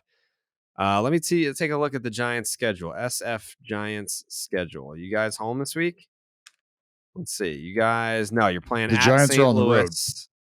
Yep, they're playing at St. Louis. Then they are going to LA, but they come home a week from today, Monday. They get the Padres. Perfect. 4-game series against the Padres next week. That'll be fun. There are a lot of exciting players are on the Padres. You're probably going to want tickets to those games. Forget planning months in advance. GameTime has deals on tickets right up to the day of the event. Get exclusive flash deals on tickets for football, basketball, baseball, concerts, comedy, theater, and more. The GameTime guarantee means you'll always get the best price. If you find tickets in the same section and row for less, GameTime will credit you 110% of the difference. Get images of your seat before you buy so you know exactly what to expect when you arrive. Buy tickets in a matter of seconds. 2 taps and you're set. Tickets are sent directly to your phone so you never have to dig through your email. Download the GameTime app, create an account, use the promo code Jared, Jared, and you get $20 off your first purchase. Boom. There you go, Giants fans. Terms apply. Again, create an account, use the promo code Jared, $20 off your first purchase. Download the GameTime app today. Last minute tickets, lowest price guaranteed. We all heard and saw the John Sterling getting hit by a pitch. What's so funny about that? Yeah, what's funny about that, Dallas? That's your broadcast brethren that you're laughing at. He's 84. How are you going to love Bob Uecker and then make fun of a 84-year-old man getting injured? I'm not making fun of him. First of all, he didn't get injured. Let's stop there. Let's stop it right there. That's why I'm laughing. You got hit in the face. It's because if you listen to it, like this is, look, I, as well as other people. And now the 3-2 swung on a pop foul back here. Ow! Ow! Ow! It really hit me. I didn't know it was coming back that far.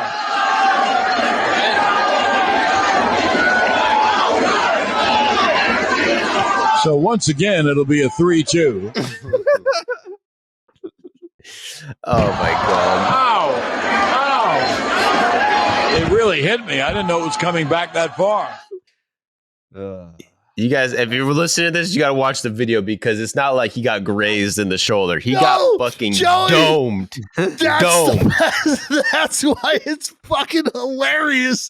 Is because he's just kind of slow talking his way through catching a fucking 100-mile-an-hour foul ball off his fucking eyeball. Holy shit!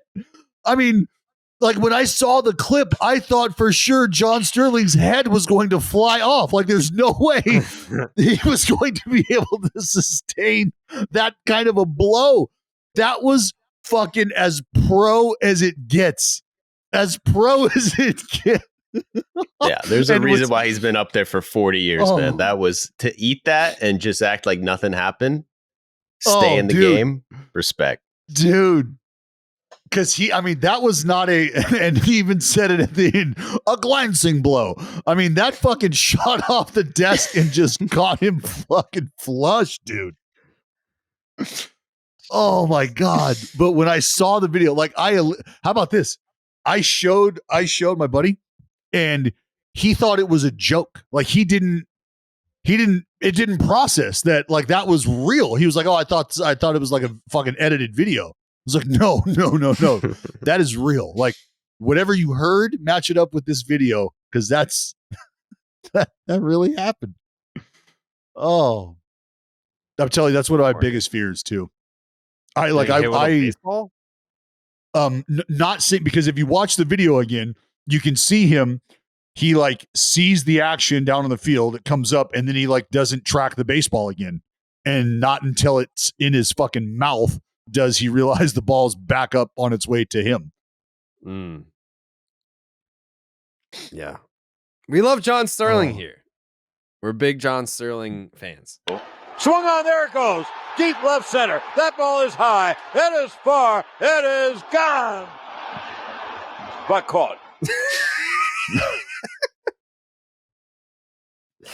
He's the best. Oh, you know, I love him.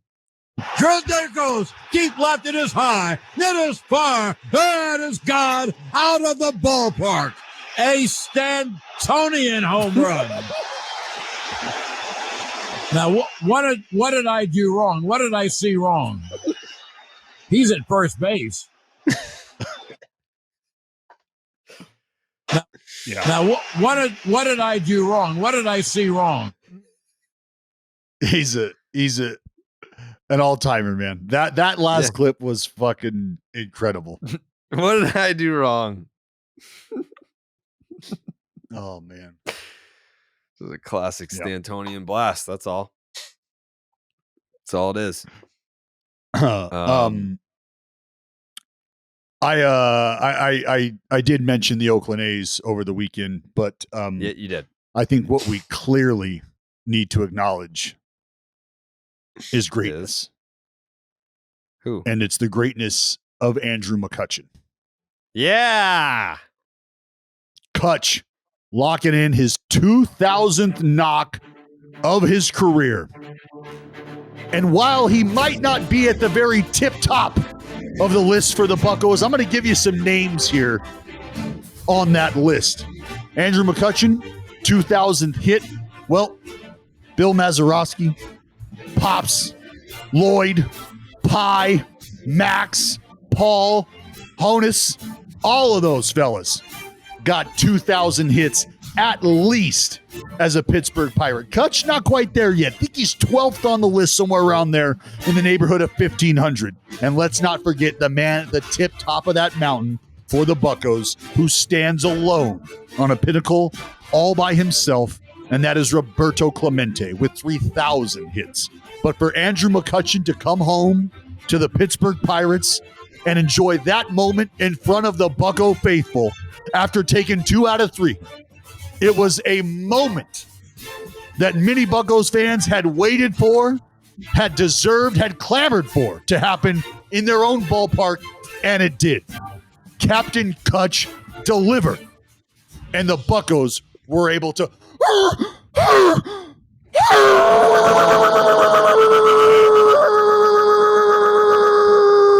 raise it for Captain Kutch.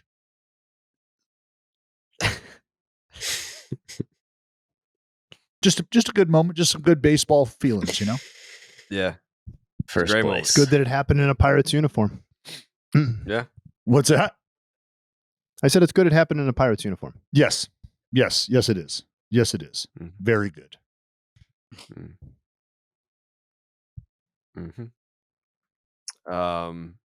Jay, hey, you got any final thoughts here? I mean, I've got like a couple things still left here. I've got.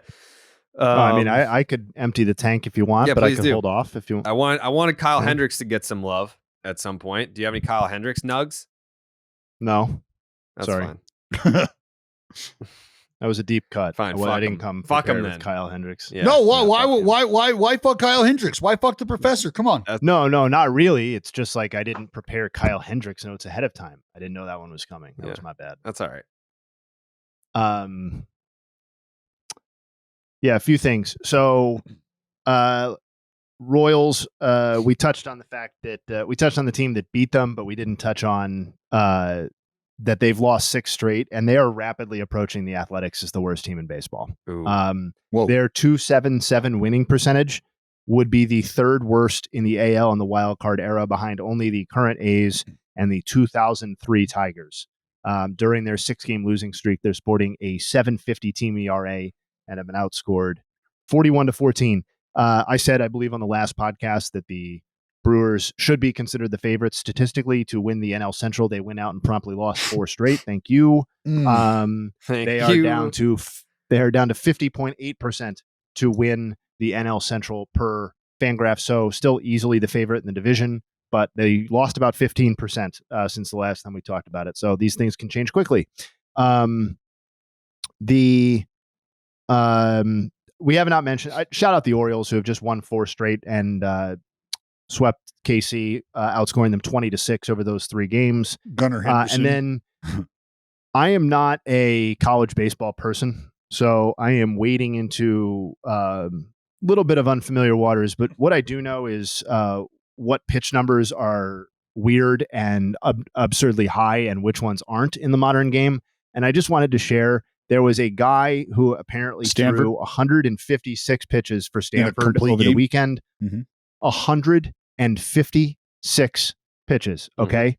For context, the last MLB starter to throw even 135 pitches was Tim Lincecum in 2013 during his no-hitter. The last person aged 22 or younger to throw 130 pitches in an MLB game was Matt Cain. This is by Joe Sheehan. Matt Cain all the way back in 2006. So we don't need to do a whole college, how are colleges incentivized versus how are pros incentivized, and whether pitch counts this high should ever be happening in a college game. But I think you can make a judgment call for yourself. If no major leaguer this young has thrown this many pitches in decades, what that says about whether college pitchers should be doing. Those are my final thoughts. Kids in Japan do it at 12 years old, and they are the champions of the world, so I'm all for it. Didn't the kid that did this tweet something being like, everyone that's concerned for me, shut the fuck up? Like, I wanted to do it for my teammates. That was a different Yeah, there have been plenty of people who have done that, and some of them have pro futures and some of them don't. And I understand if a person has no pro future, why they would want to go out on top like that for their teammates.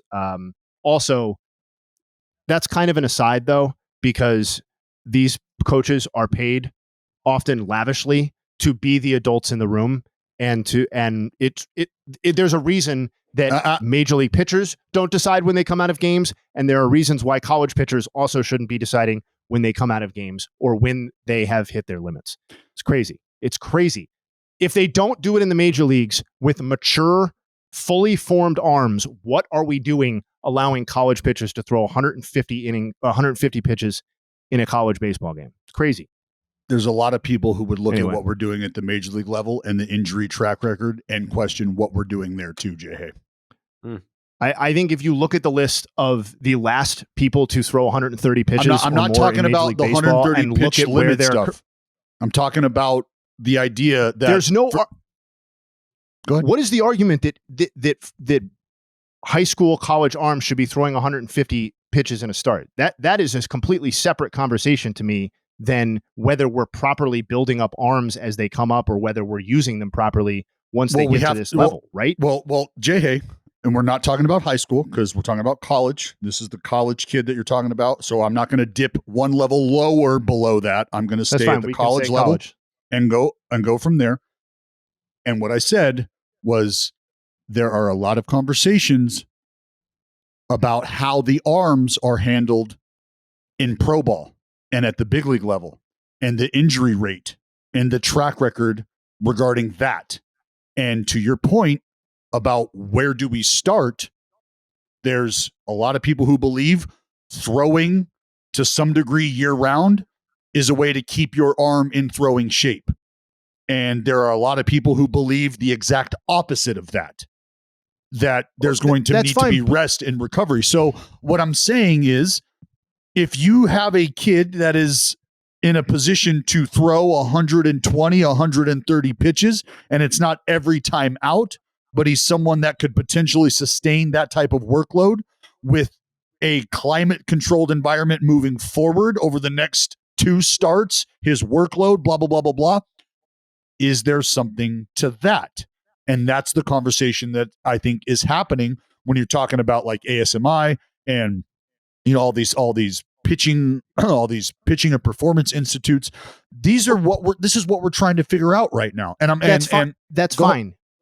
But nobody on Stanford and nobody on that coaching staff is executing those tests to figure out whether that individual can withstand this sort of thing. And also the idea of throwing year round, which I'm not disputing in any way because I don't know enough about it and it would seem intuitively to make sense, is not the same thing as a singular catastrophic individual outing where you're throwing 156 pitches, which I'm sure his body is not prepared or has not been prepped to take. So this idea that there are, I'm not disputing that people are questioning whether the way pitchers are handled in pro ball currently is the best possible way. That should be something we're always questioning. But I've never, ever heard in my life of the idea that a guy throwing 156 pitches at age 20 or 19 or 21 or whatever he is good for the body. I've never heard of that.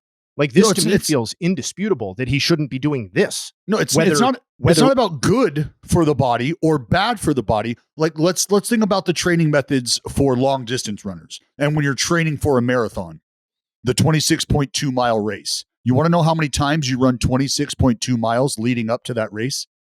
None. You run 26.2 miles exactly 0 times. So under that pretense, you would tell a runner that their body's not prepared to go that distance because they haven't gone that distance. And I don't think that's what you believe. And so what I'm talking about right now is us existing in a place where I don't think we can definitively say one way or the other, this is how it goes. Because for every kid that grows up in America and has their arm fall off at 15 and wants TJ by the time they're 17 so they can hit their senior year feeling great about themselves going into the next season, there's somebody over in Japan who was throwing 140 pitches on Friday, 120 pitches on Sunday, and then another 100 pitches on Tuesday during the Koshin tournament. And then they make their way over to the big leagues 12 years later, or they have a great career or a sustainable career in Japan for and we don't however hear long. About the 98, and we don't hear about the 98% that don't make it because they don't make it. Right? 98%, we only hear about the success story. Number. Whatever. It doesn't matter what the percentage is. You're saying the one person that breaks through is evidence of the fact that it may work. And I'm saying the reason we hear about that guy is because we make it. You never hear about the people who blow out along the way because nobody's tracking that stuff. And that's what we've done here nobody's too. Following their stories. That's what we've done here too with the Tommy John success rates and understanding that to call it a success is to get back to a place where you can throw a baseball professionally, right? All right, it was successful. Yes. And it's like, well, was it? Or did he blow out a month later? Or was he never the same? It's like, look, we got him back to be able to throw the ball, so we're going to call that successful. And it's like, okay, well, I don't know that he would still agree with it, but as far as your medical stats, fair. I just think it's always an interesting conversation to kick around because of some other points that you made as well. Whether or not this individual is on draft boards, right? How many rounds do we have in the draft these days? 20? Yep. So is this somebody that is on everybody's top 5 draft board? And if it's not, and you have a connection or an understanding with the kid, and he's like, look, dude, I'm gonna cure cancer in 6 years. Like, I don't think I'm going to the big leagues. So if I can take a breath for the next inning, I'm the fucking guy. Got it? That's how this is going to go, coach. Okay, we're up by 5 or whatever it is, and I'm dealing, and I don't have those aspirations of being like, I'll take it if I get drafted, we'll kick it around. But really, like, this is what my route is in life. So I'm going to put on the spikes, and I'm going to give you 150. I'm going to give you every fucking thing I got in this arm. And when I'm 65 at one of my 6 beach houses, I'll be telling the story about how I fucking shoved, right? And like, I think that's the balance that we're trying to find in being okay with a player wanting to do this. And as you said, the adults in the room trying to make educated decisions to protect the player, to protect the child themselves, but then also balance their paycheck. Because as you astutely pointed out, the success of a college coach and the reason that they're there, Jay Hay, isn't always to be that adult in the room as much as we would want it to be that way. Sometimes it's to just get those W's at whatever cost. And so I fully understand. There you go. At whatever cost. At whatever cost, for sure. And so the intersection is now a kid willing to give you everything he has because he doesn't believe that life after this game at the college level is going to be the life he's leading. And now you've got a coach who's like, well, hey, if you're into that and that's how you feel about it, and we're having this discussion, then fuck it. Let's roll. And that's, I think, where you get moments like this, or you have occurrences like this. So like it's one of the most interesting conversations I think we can continue to have in our sport, is trying to figure out thresholds and body tolerance. Because as I've said for the last 10 years, and really you'll be able to say it forever, but we are getting bigger, faster, and stronger. And we, as of right now, are bigger, faster, stronger baseball players than we have ever been, asking more of our bodies than we have ever done before. And we're pushing the human body, muscles, joints, ligaments, and tendons to the very brink of what they can withstand. And we're trying to find a way to build an arm to a point where the breakdown doesn't occur at the rate we're seeing it. And I think anybody would say, well, fuck, based on the 100 pitch limit that's been set and that's been drilled into my head, when I see 150, I'm ready to have a heart attack. But as far as I know, that kid did not spontaneously combust on the mound. His arm did not fall off after the 150th pitch. He woke up today. And from there, I think, is where the science really starts to come in. Like, can we figure out how these guys are bouncing back after outings like that? Can we measure muscle endurance over the next month after an outing like that, right? Like, this is where the science becomes interesting. So I'm not telling you, Jay, hey, as much as it might sound like that you're wrong for having that opinion. No, we need you to have that opinion so we can have these conversations, because I don't side on one side of this fence or the other. I want to have this conversation because I do believe there are guys out there that can give you 120 pitches every other outing and would feel fine.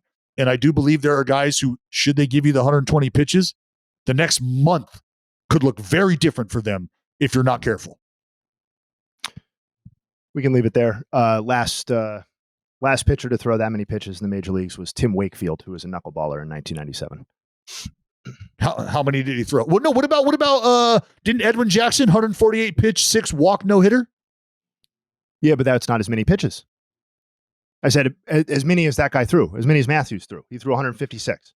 Oh, okay. I didn't hear the. I thought you set like a 140 pitch number. No. Sorry, as many as that. It was Wakefield in 97. You're correct about Jackson that he threw more than Lincecum, though. Yeah. Okay. Yeah, that's the only reason I said that, because I didn't. That was talking college ball. Hell yeah, brother. Joe, you got any final thoughts?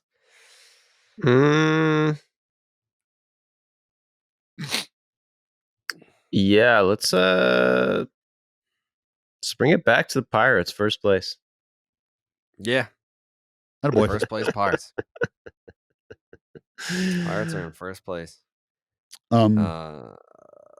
Can I give my final thought here before Jay and I started having our discussion? I just want to shout out 2 guys on the A's. JP Sears, his last 6 starts, 32 innings, 25 hits, 27 punch outs. The opponent's slash line, 212, batting average 282, OBP, slugging 364. So the left-hander has definitely started to dial it in. And I also got to shout out Seth Brown last night, who worked an 11-pitch 3-run bomb to take the lead. Brent Rooker promptly came up 3 pitches later and hit a bomb back to back for the Oakland A's. Just to work a fucking 11-pitch at bat and hit a homer at the end. Really nice. And that helped cap off a 5-4 3-city road trip for the green and gold. Hell yeah, brother. My final thoughts, shout out to the Boston Red Sox. Lowest average attendance since 1999, not counting the COVID year in which nobody was there. Go Sox. Can I ask a question? Sure. Yep. What's going on with Yankee Stadium? Are they moving the walls back in Yankee Stadium? The Red Sox took the series, so I don't know that you can really chirp me about what happened. I don't know if you were paying attention, but the Red Sox actually did win the series, and it didn't feel like that. I did not. I didn't ask about wins and losses. I legitimately just asked a question about the walls at Yankee Stadium. That's all I asked. Dallas, I didn't the ask dimensions are the same. The dimensions are the same, Dallas, as they've always been since they opened the park. Why, do you ask? I was just curious. I've been hearing some noise about, about the walls maybe getting moved back. There's been some clamoring. It feels like it's maybe caught some people by surprise that are close to the organization. And I was just wondering if you had heard something that maybe I haven't heard on the West Coast. That's all. That's it. I did the exact opposite. I've been fucking rock solid, dude. Did you see my tweet?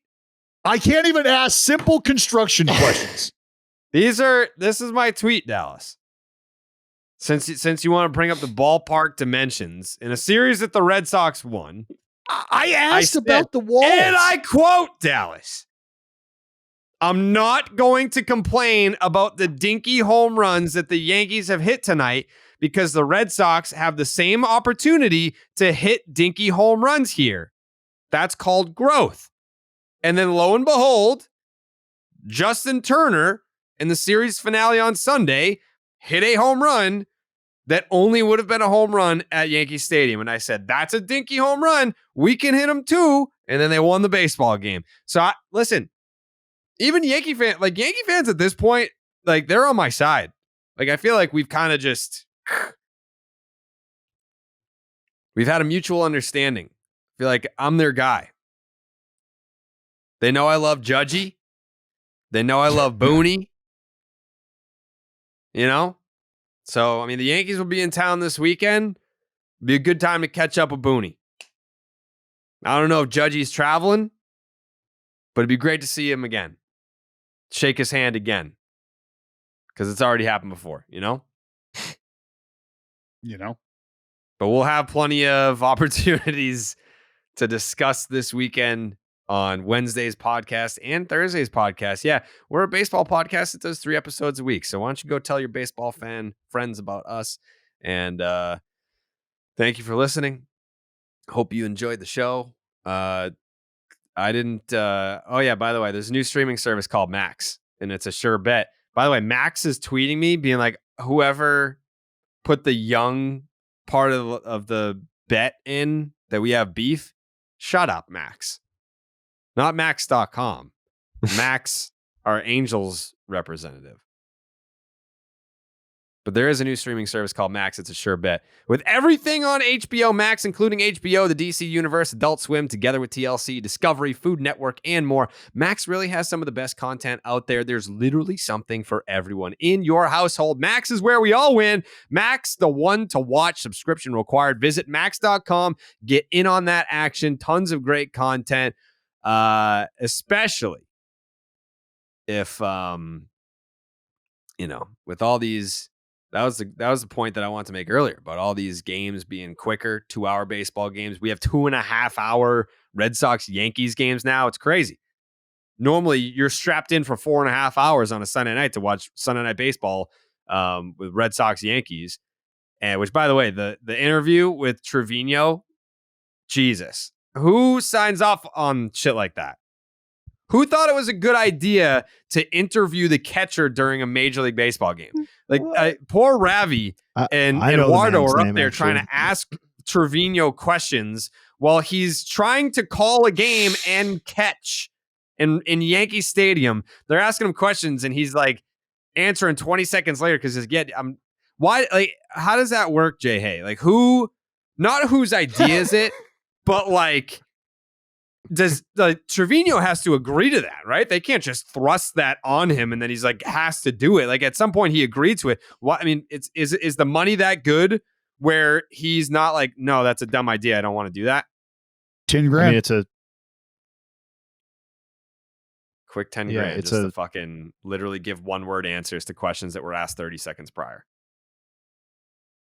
Yeah, there's a lot of parties that are involved in that too. That's not just like ESPN hitting up Trevino, being like, "Hey, buddy, here's 10K, strap on the mic." It's like obviously the Yankees are involved. Their whole PR unit, MLB, social and PR are involved to a certain degree. Media marketing, stuff like that.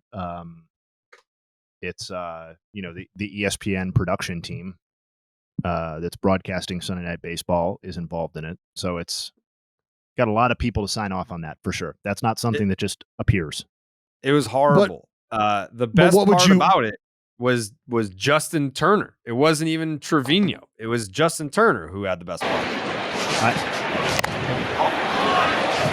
Fuck that missed me.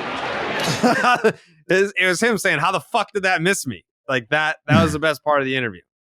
There's nothing insightful. There was nothing funny or entertaining.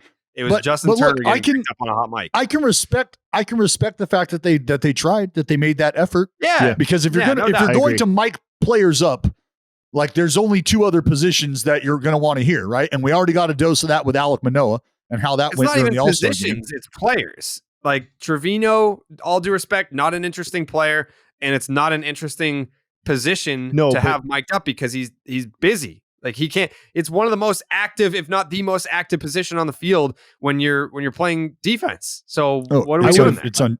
I actually disagree. I would have, well, not with that it's busy, but I disagree with the fact that I wouldn't have, like, the mic'd up thing to me has sort of its current iteration has run its course a little bit. We've talked about this on the pod where, like, I don't think any of us are huge fans of it in general, and like the idea that players are playing. But if they were going to strap it onto anybody remaining, for me, it would have been the catcher. Like I kind of would have wanted to see how that goes. But yeah, Trevino's not good, but think about the number of opportunities that actually exist to do this. It's probably only going to be on Sunday Night Baseball, right? And so you only get to pick between the catchers of those two teams every week. How many good catchers there even are there in Major League Baseball that are interesting? Like, and what you're looking for, sometimes you just got to roll with it. And what you're looking for in that instance, the back and forth, I think you're looking for is like fucking Ham Porter from what you call it? Oh my God. What why am I blanking on the name of the fucking baseball movie? Sandlot? Sandlot. Jesus, thank you. Yeah, like, you know, when he's like, "All right, batter. I'm hungry. Got to get home for lunch." You know, is that your sister out in left field? Like, I think that's the kind of interaction you were maybe hoping to get a little, right? Yeah. But I don't think you're going to get that. Realistically, in order for a star level catcher to do it, whoever we define that to be, you are probably going to need to present them with a proof of concept.